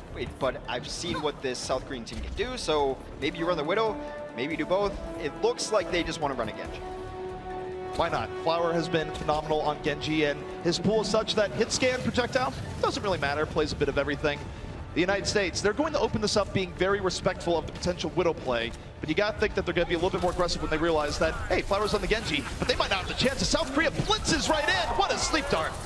The Ana Lucio combination comes right in, but that means that death is permanent as Jaehong will fall to the Pulse Pistols of Sinatra. Now even up though as Adam falls as well. The United States getting some trades here. This one is a bloodbath back and forth. Both teams fighting in a very strange spot on this map. That was a corner for Sable B and the Diva support, but now he's way in the back line. The United States was able to secure themselves here. We're down to the final 17 seconds, X. Sapiobi is nearing a pulse bomb. He's still in the back line. Flower with the last second switch onto the Widowmaker. They're going to bum rush the point and hope that people get out of line and Flower can punish. All right, Flower the Widowmaker. It began with this. Why not end with it? Raucus, though, gets Jaehong early on. A massive pickoff here for South Korea, but Flower strikes right back. Helix rocket back, under pressure. Jake, 4 HP, doesn't quite finish it, and Jake gets the kill. And it matters most. The United States on the verge of a first-point hold. Jake just peekaboos around the corner, finishes off Flower. The United States will hold on first points. The worst they can do now is a draw. That was on the razor's edge there. Whether it be Flower just a little bit more on point there, killing Jake and turning that around, or Jake just getting that 4 HP kill a little bit sooner. High tier Overwatch, X. It comes down to the small things. It really does. So smart for the United States to take down Jaehong, who we know, and I agree with everything that the desk said, there are support players, and then there are transcendent support players who are, I mean, it's not even arguable. He's the best support in the world. I don't know. Come fight me at LAN if you disagree, I suppose. Well, you are at LAN right now, Hex, so I'd be careful. But yes, I fully agree. Minus the fighting part. I'm not a fighter. Well, they took him down first in each of those fights, and without running a Mercy, that is permanent, so they tried to scrap it out that way. United States only needs to get 33% progress on Hanamura first to take the map over South Korea.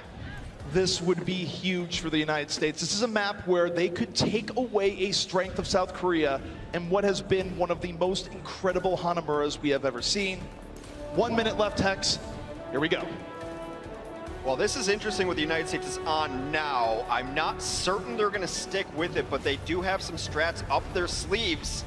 See if they leave Spawn with it. No, that's just the speed boost. So Fact is going to switch to a Winston instead. They wanted to get everyone in position first, not running triple support. Just going to run standard here. The first kills are going to be so important.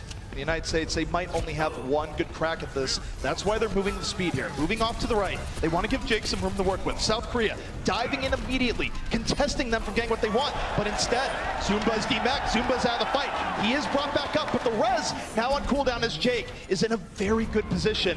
Let's see if he can capitalize on it as he's looking for Toby. He's brought back up as Baby Diva, though, so that is not the greatest resurrection. They might even bring back Matt, because why not? They will do that. They jump off the roof. Helix Rocket still so tense right now. The next couple kills with Resurrection's burn are going to be the most important ones. Flower down. Adam almost has Valkyrie up. This is huge. He's built it up in one fight. Adam flying to save the day. Way more healing for the United States. An extra Resurrection. The Attack Visor now in play. The United States on the verge of taking Hanamura away from South Korea. But Toby, he is taken down in the end. Matt finds him. This is big.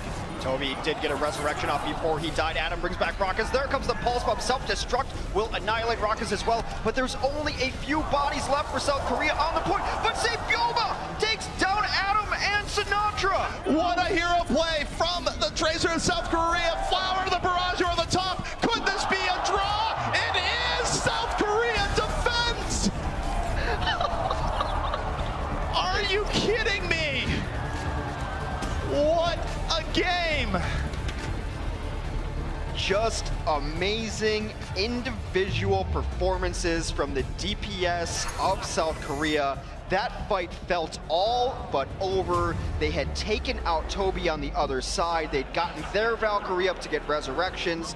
But when the DPS on the other side are going 2-0 trades, that's a hard fight to win. And both Flower and Sabioba, whew.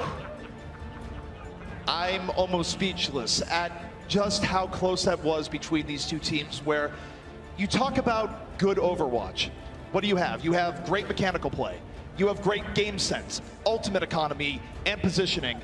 And then you have players that are heroes with hero plays out of nowhere. We have seen that and more here today. But guys, we gotta take a quick break. When we come back, the next map will be underway.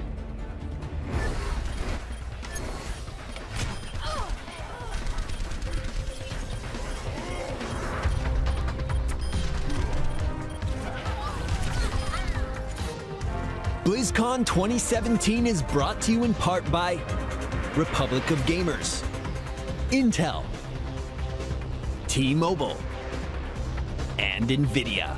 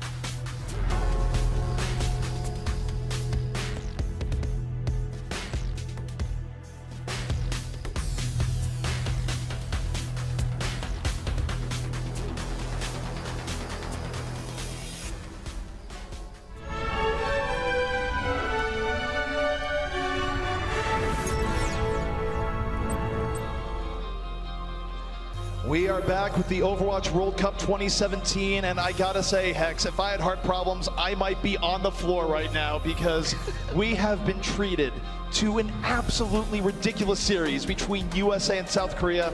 To say that this has lived up to the hype so far almost isn't doing it justice. It's absolutely not doing it justice. Call your friends, get on Twitter, let everyone know that the best Overwatch in the world is happening right now at the Overwatch World Cup 2017. And as fans of this game, I'm just happy. I'm happy we get to see more USA and South Korea, because this has been one of the best matches I've ever seen. It is the total package of Overwatch competition. No doubt about it. And Hex, we're going to watch point Gibraltar, so we might not have pirate ships on the menu here this time. Unfortunately, but I think, you know, a couple people have had the pirate ship today. They've used up all the good pirate jokes. Really, we just would have been using all the secondhand jokes, reusing jokes. Third-tier pirate jokes. I mean, I had a few lined up, but you know, it's totally fine, because Gibraltar, definitely one of the coolest maps in the game in terms of just how gameplay changes from point A to point B to point C. Oh, absolutely. This map can change entirely from one side to the other. And once you get to the second phase, it's so much about the momentum. The shuttle phase of the game, as we call it, because that's where the giant shuttle is. If the defense can set up in a good spot, you are almost never taking it open. So it's so important for the offense to get momentum coming in through first, ride that out and get yourselves in good position coming in through second. But this is also a map where we could see some strange things. You could see Orisas, you could see Bastions on offense and defense. A lot of things are available on this map. Take a look at that stat there. The desk talked about how Flower is incredibly versatile and 8 different heroes for at least 2 minutes in the series here so far. What more do you want from a player? 9. Fair. You can always add more, I suppose. I'm never satisfied. I'm greedy. All right, but you know what? I respect that. So we are moving forward here. The United States on the attack first in the red. Moving forward on the payload. Raucus looking for the early pickoffs.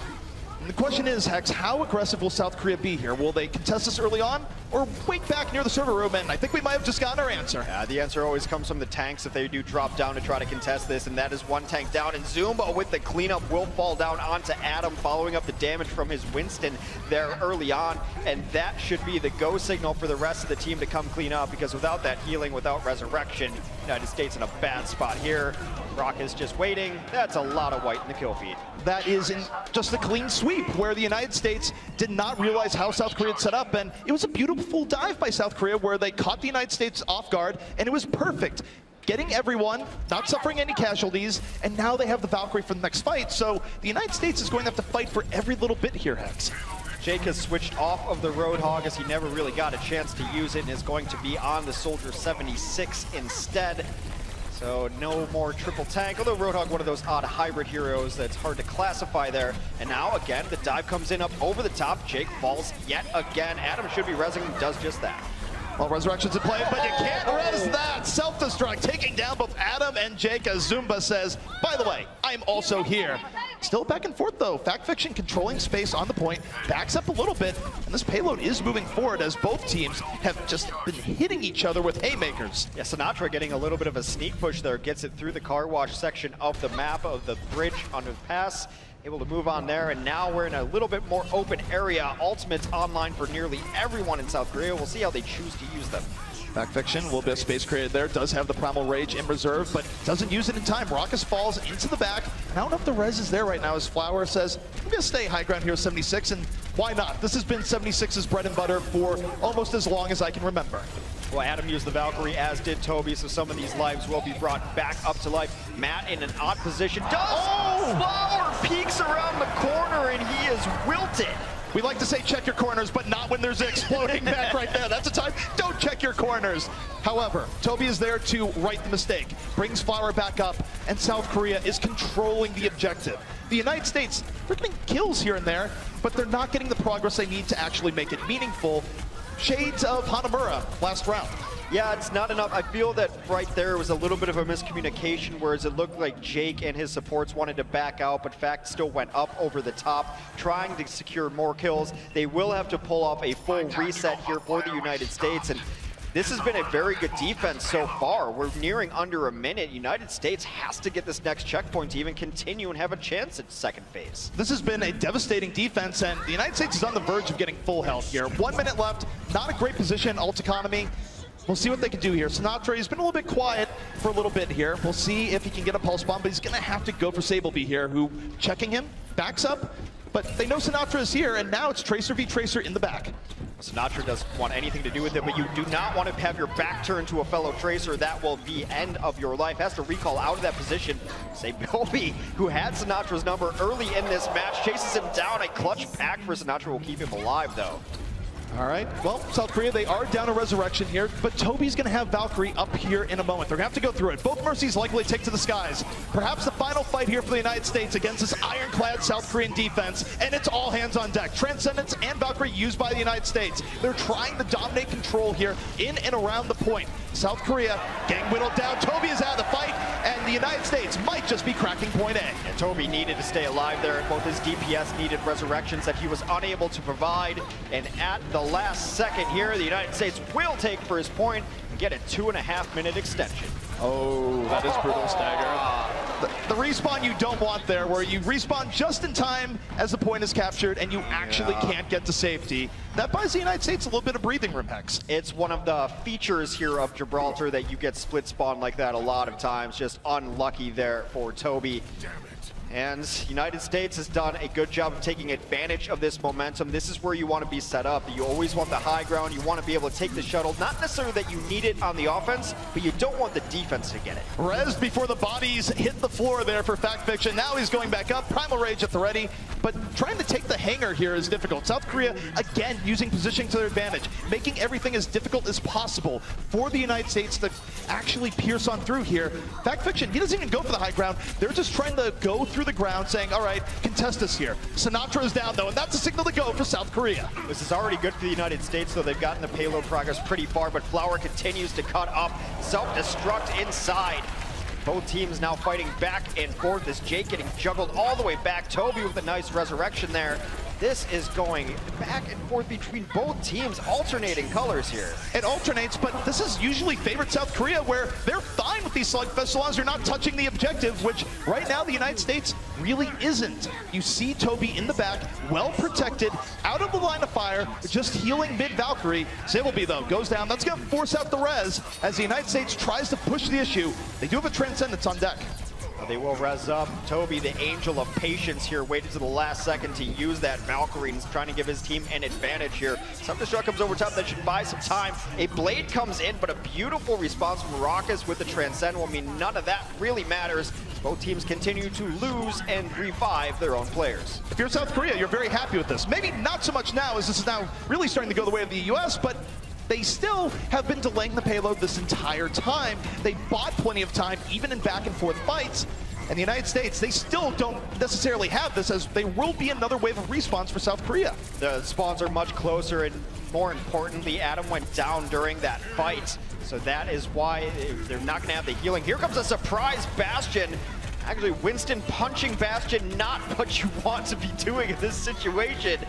No, he's pretty resistant to punches. He's anchored into the ground. Sinatra brought back up, but South Korea has gotten a full wave of respawns back in. They got to get on the point. Zumba gets there just in time, sacrifices the map. Toby brings up the fall, and South Korea dominating space on the point here once more. And Jaehan, that could be a victory transcendence here, Hex, as the United States so close, yet so far.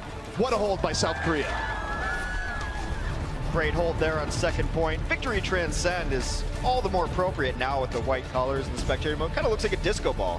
Just a bit. You deserve to celebrate when you hold a team on second on Gibraltar, and South Korea definitely deserving of praise there, where, again, this is the theme we've been seeing. Going back to Hanamura as well, where even when you think you're beating South Korea in these team fights, are you really? Yes. You're almost getting fooled into continuing to spend resources into a fight that you actually can't easily turn in your favor.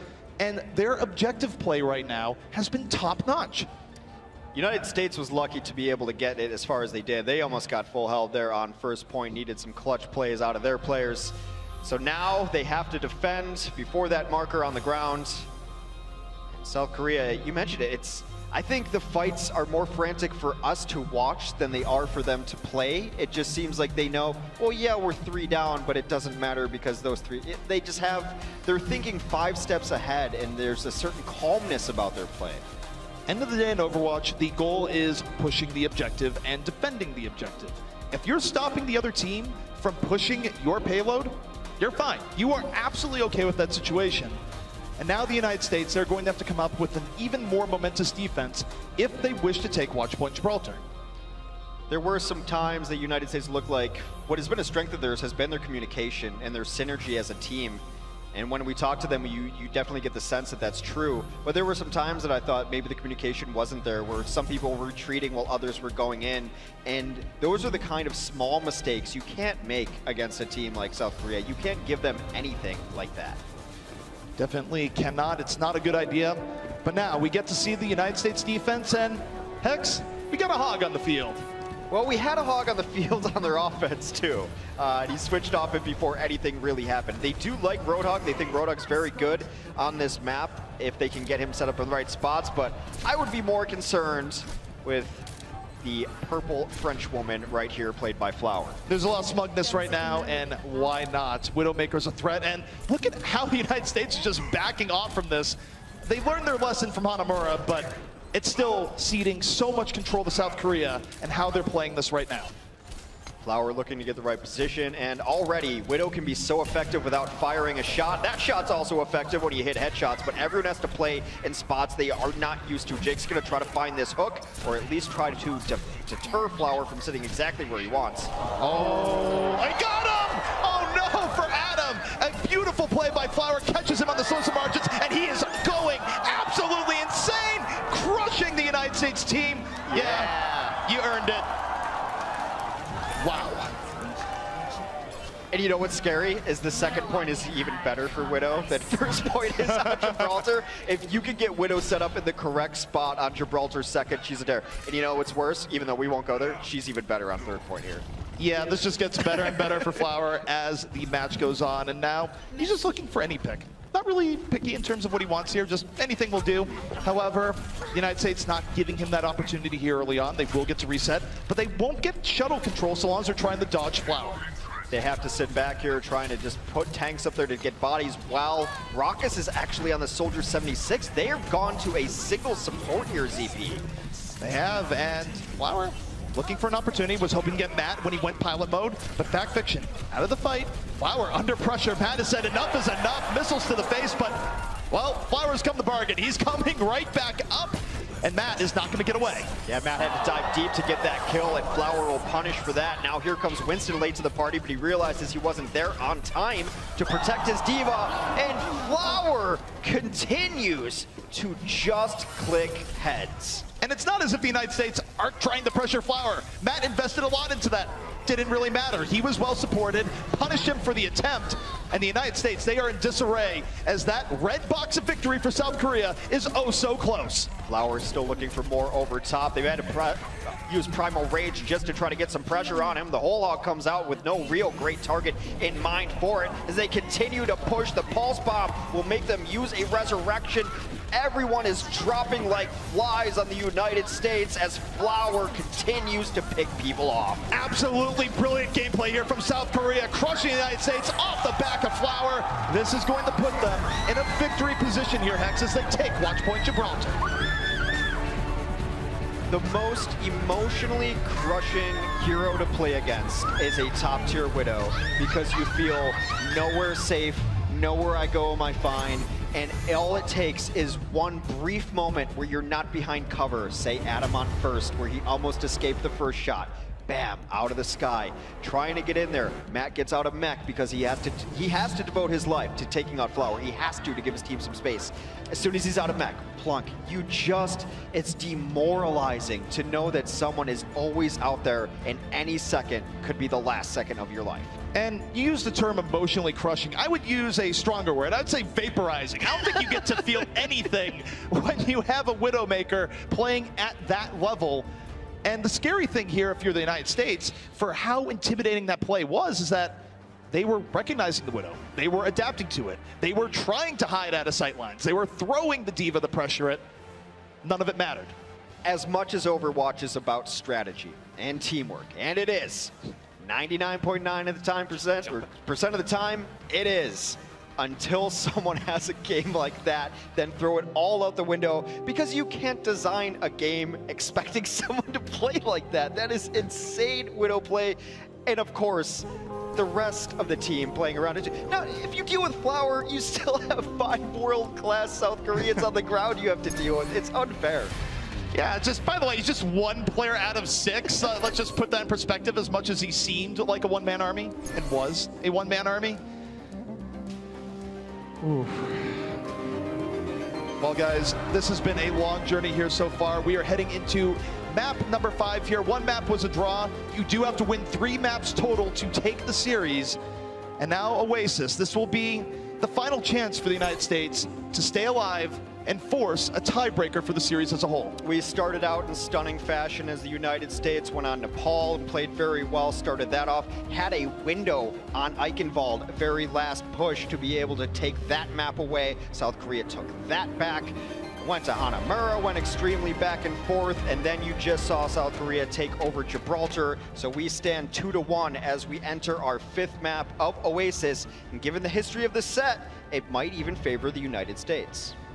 Who knows who this is going to favor? Both teams have had times here where they have looked like world breakers. They have treated us to a show. It has been some of the best Overwatch we have ever seen. And now we move to Oasis on Control to see which team will move forward.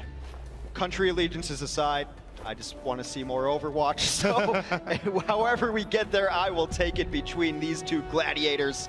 United States, 2 points, South Korea 3. Because of the draw we had earlier, we're going to Oasis, and we've got a pharmacy on the field, but it's for South Korea. Flower, man of many talents. We've seen him on just about everything today. Bastion, Widow, Genji. Now he takes to the skies as everyone's favorite Rocket Queen, and he strikes! Gets Jake and Raucus immediately. Devastating from South Korea. Adam has to come in to try to resurrect Jake. He does just that, but pays for it as there is a welcoming party of an angry scientist gorilla as Winston takes him down. That is about as clean of a fight as you will see on Oasis here. South Korea takes first control. There's nothing fancy about this.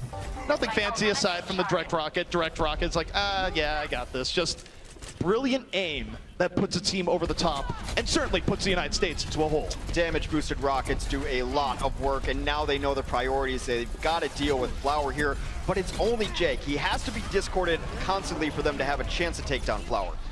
Flower right now sitting pretty in the air, not a lot of pressure on him.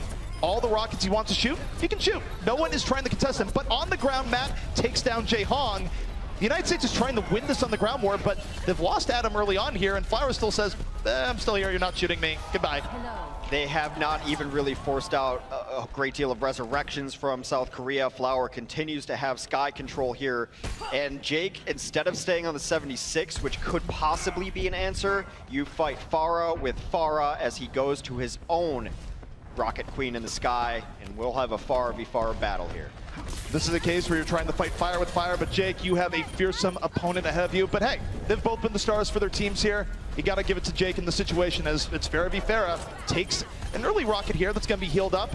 And now, while they're fighting the Sky War, you got to consider what's going on the ground as Sableby was able to take down Raucus and force out the res. Force out the res, which means that Jake does fall. He will not be brought back to life without the Valkyrie being used, and Adam a little bit away from that ability right now. You have to hit 2 rockets in a row in these situations. Hits 1, Flower will get healed out of that. 2 rockets have to happen. Meanwhile, South Korea crushing the ground. Flower takes down Jake, and he wasn't even looking at Jake for part of that. It goes, oh, well, that's a reset, but still brutal. Hey, resets or not, it's still hilarious. But for Flower, there was just a lack of respect there. He goes, I don't need to look at you, Jake. I'm just going to kill Raucus. Then I'm going to kill you. That's what the best Pharahs do, though. They make the other Pharah focus solely on the Sky War while they're chipping in on the ground fight, making it easier for their team to dominate. South Korea has every ultimate available to them.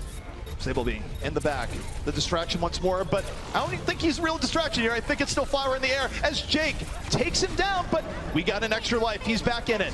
He still has the barrage at the ready. The sound barrier is in. And while the Sky War is going down, Sableby is just darting around on the bottom, harassing Team USA.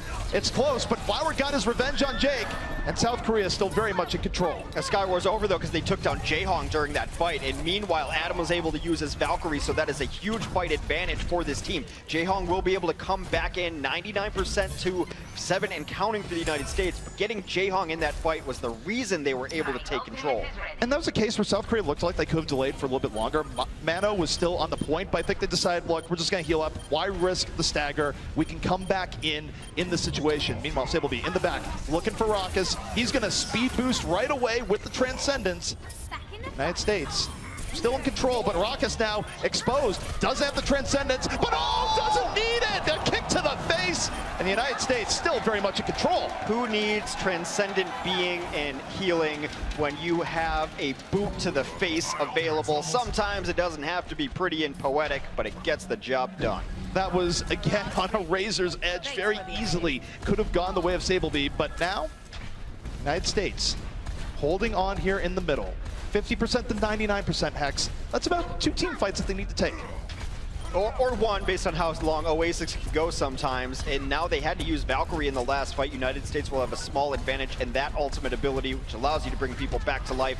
Sky Wars will happen, but the ground war will happen at the same time. We'll see which Farah can chime in here.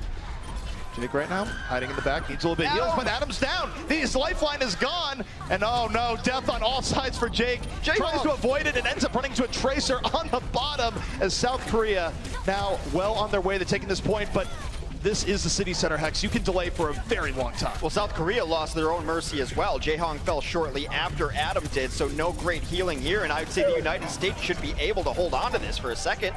Fact Fiction was almost dead, 20 HP, got healed up just in the nick of time. And now he's gone. A little bit over aggressive, but he's going to get brought back into the fight. We are fully in overtime here. South Korea drops the barrier. Back and forth between both teams at full strength. And this has been absolutely nuts, but Jake falls to Flower. That is absolutely crucial for South Korea. Adam will bring him back up because he's got his Valkyrie going as South Korea continues to pile on the kills that are simply erased by the Mercy in the sky, but the United States has to get kills of their own if they want to be able to hold this point. Adam will fall. South Korea will take the point. Unceremonious fashion. There was a great play there from Fact Fiction there towards the end where they were trying to stall out. He dove in and died right away, but he knew where Adam was to bring him back. Oh, Razor's Edge on Oasis as South Korea will take the first stage, but that could not have been any closer.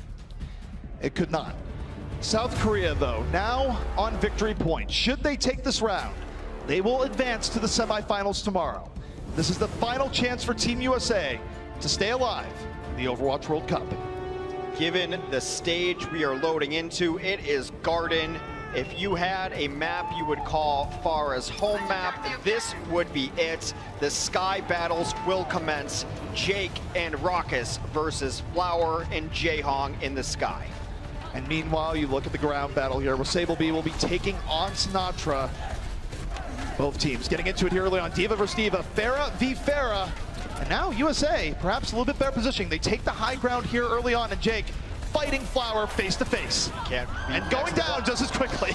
He gets help from his ground team there because actually Flower's not in a great position back against the wall there, but that is a full team kill for South Korea as they assert their dominance and take control of the second stage of Oasis. Few quick kills is all it took to flip that one there, Hex, and even from the low ground, they were able to just move up, take control of the fight, and now the US starting what could be their final round in the hole. It was just great focus from South Korea because as soon as Jake got himself in a chase position onto Flower, the tanks came up, the supports came up, everyone focused down Jake. Joby right now, look at those moves, able to stay alive. Fancy skating, Raucus falls early, that can't be any bigger. South Korea, they're well on the way to winning this fight and buying another 10 to 15%, not 20. I wonder if that's just a reset or a knock off the edge as Matt now out of this fight, out of his mech as well. As a bunch of kills, South Korea will take control still of this map. 42% and counting. The United States have to find something. They've been so dominated in this fight. They are at such a disadvantage when it comes to ultimate abilities. This has been excellent from South Korea when it matters most. This is what you expect from champions, from people going for the gold. United States down to their final two attempts here, Hex, to reverse course and stay in this. South Korea answering the engagement with the sound barrier, pushing back into the United States. Jake falling in Farah v. Farah, and Flower says, I'm gonna make it rain, drops the barrage, removes Raucus from the fight, and styles on Jake. They've done such a great job of killing someone, then waiting for the Mercy to come in and having a trap in place for her. That trap happened to be raining rockets of justice down to her. We are getting towards the last fight, ZP. The United States, it is do or die for this next fight. They're gonna have to fight for the Valkyrie of Jaehong. It's going to be difficult. They need a quick pickoff, something you don't normally expect. The barrier comes in just in time. Adam almost picked off. The United States flooding onto the point here. Jaehong hasn't used the Valkyrie yet, holding it in reserve. Flower versus Jake, in on the top, he's getting isolated, but he's still up, and Raucus is picked! This could be it for South Korea, taking down the United States. Jaehong has popped his Valkyrie preemptively, so anyone who dies will be brought back to life immediately. Desperation time for the US as they pop ults just to try to stay alive here. South Korea still in full fighting form as Flower continues to rain down rockets. And it's almost all but over right now. South Korea just a little bit away. The United States fighting, desperately trying to hold on. A little bit of delay here from Fact Fiction, but he's taken down. Overtime ticks away, and South Korea, you're going to the semifinals.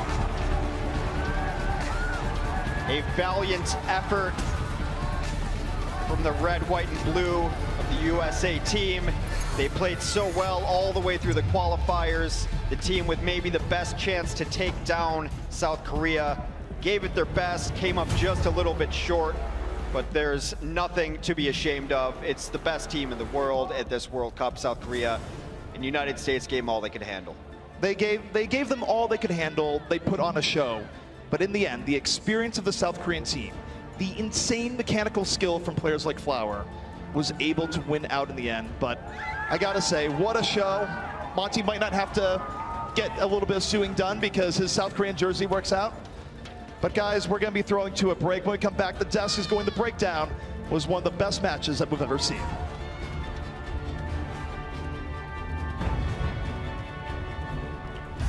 BlizzCon 2017 is brought to you in part by Republic of Gamers, Intel, T-Mobile, and NVIDIA.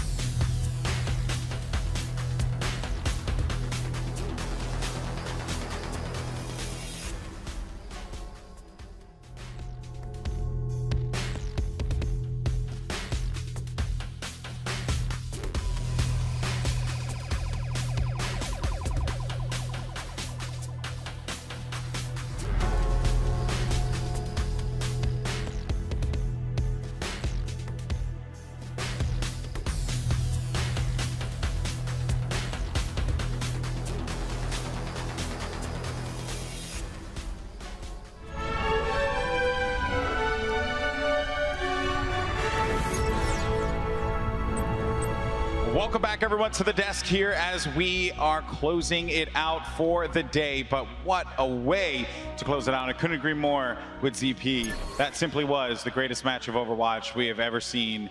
And the biggest crowd, so many people watching online.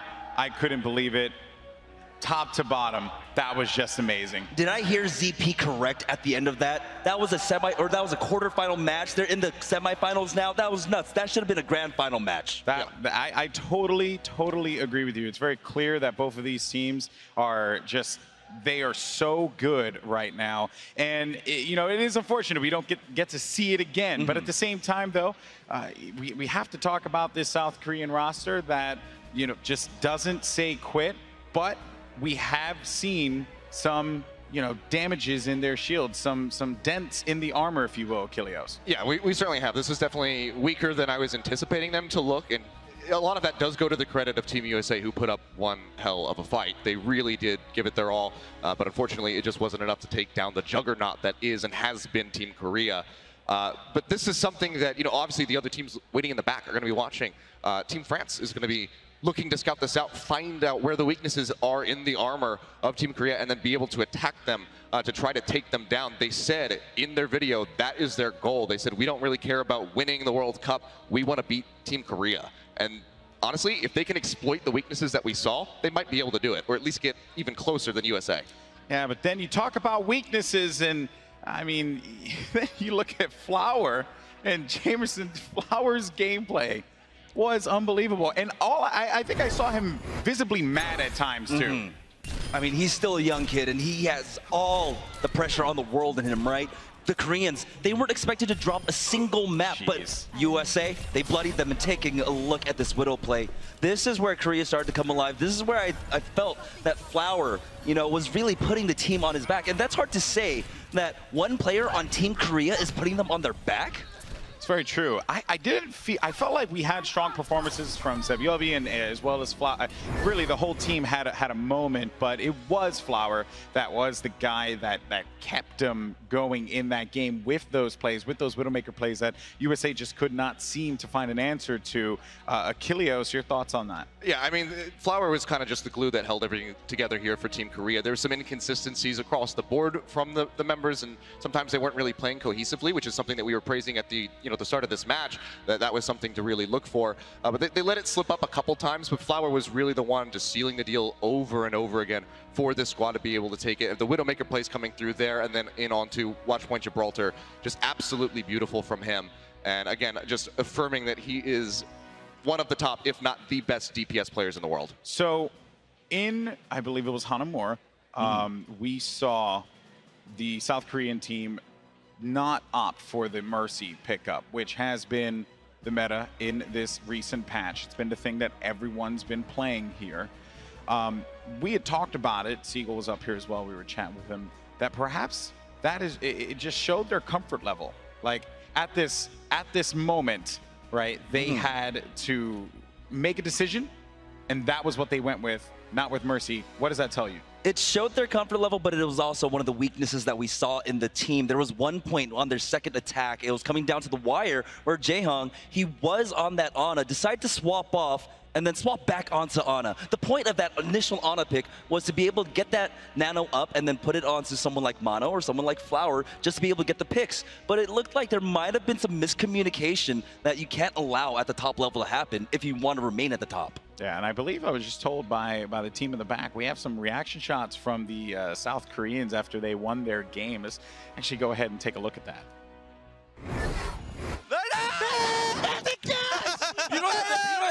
밀어야 이기는 거야. 아, 씨발 잘 된다. 야, 메르시 오지게 잘랐어.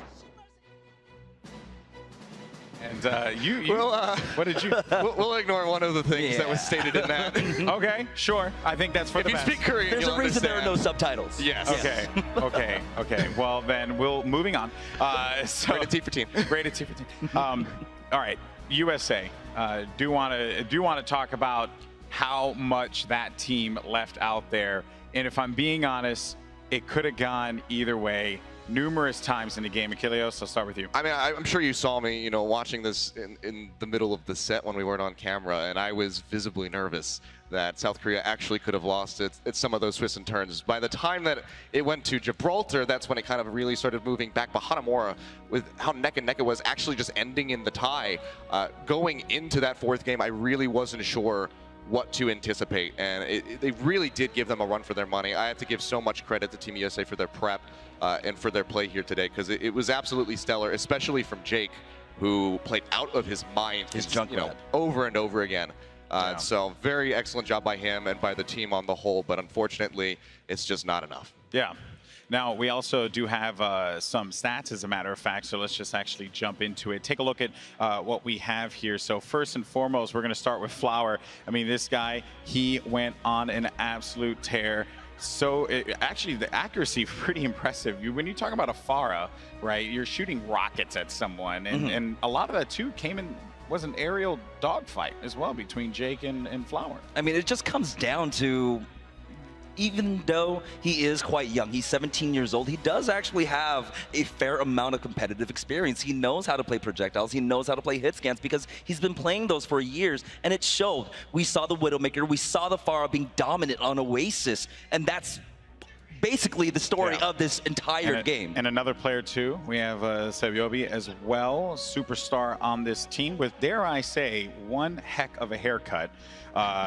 And I mean, 13 kill streak for him in that Oasis game. Keep in mind, these are stats from the last game, so only falling once is actually pretty impressive there as well, Achilleos. Yeah, it was very excellent by Sabiol, but he was holding on to the recalls for the last possible second, only when he really felt forced to use it to keep himself alive.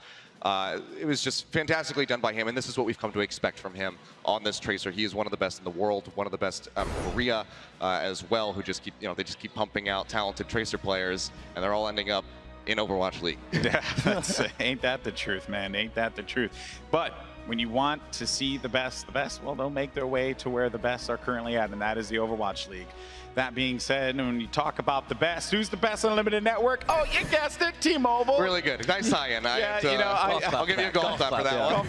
Golf clap. Thank you. Thank you so much to T-Mobile for supporting the 2017 Overwatch World Cup. You guys, easy way for you all to vote. If you're in the Twitch chat, use ! and then T-Mobile MVP, battle tag of the player that you want to see. And then on the other side of that, if you're on Twitter, hashtag T-Mobile MVP, and then the battle tag as well. Let's go ahead and take a look at the leaderboard, though, and see who's in the lead. I have a feeling we will be not surprised, so let's take a look when we get a second here, and it's XQC. Okay. So Sinatraa and Jake have kind of come up a little bit here, and I sort of expected this. Maybe not, just the 10%. I think Jake, I thought he was going to be much higher after that performance, but I mean, he deserves the credit. But yeah, XQC catching up to him is a pretty arduous task right now. I think the only person who would have beat XQC is Siegel. I think we need to do this per day, so that somebody actually has a chance of overtaking XQC, and we just make him ineligible for tomorrow. Oh my goodness! All right, let's take a look at the bracket here, folks. And just a reminder, we only did the quarterfinals today. So Sweden was able to overcome against the United Kingdom 3-0 to open up our broadcast here. Then we had a barn burner between Canada and Australia at 3-2, followed by France and China. That just was really an insane matchup. And then South Korea versus the United States. The score there actually ended up being 4-2. There we go. Yeah. Thank you, James. You have my back. That's what partners in crime are for. So, yeah, I mean, guys, this is it. Achilleos, it was a pleasure to have you up here as well. Even though I felt like you all were against me here, and that hurt. Well, I'm very sorry. If it makes you feel any better, I did come prepared just in case. I have an American flag. Too late. I was ready for these guys to potentially take it so I could wave this one in the air, but I just didn't really get the opportunity. I was a little worried. Give it to me. I was a little worried there. You know what? I don't know how to do a flag folding. No, so there you know what? You got to take it nice and messy and just ruffled These colors don't run, baby. These colors don't run. That's right. Anyway, that's going to do it for us here. Jameson, final thoughts for today. Just amazing Overwatch. I don't know how else to put it. I am definitely proud to be able to have been on this desk for it. I feel like it was a privilege for me to be here and watch such a display of incredible skill coming up from every single player throughout all of our matches today. Achilleos, final thoughts? Well, I mean, I've been sitting here since we kicked the day off, and it's been a very long one. I was sitting in the back watching every single game, chomping at the bit to get up on this desk, and I mean, the series really did deliver on that for me, so I'm so happy with how things turned out, and I'm looking forward to coming back in for tomorrow, since we have now a more extended day tomorrow to get those semifinals out. So I'll be here to track through with Team Korea and tell you why they're going to win it all. Well, speaking of tomorrow, let's go ahead and let our viewers at home know, as well as for those of you guys in attendance here at BlizzCon. The way it's going to work is very simple. Doors open at BlizzCon here at 9 o'clock. But that being said, our pre-show is going to start tomorrow at 9:20 a.m. First matchup will start at 9:30 a.m. So it's going to be a long day. I love you too.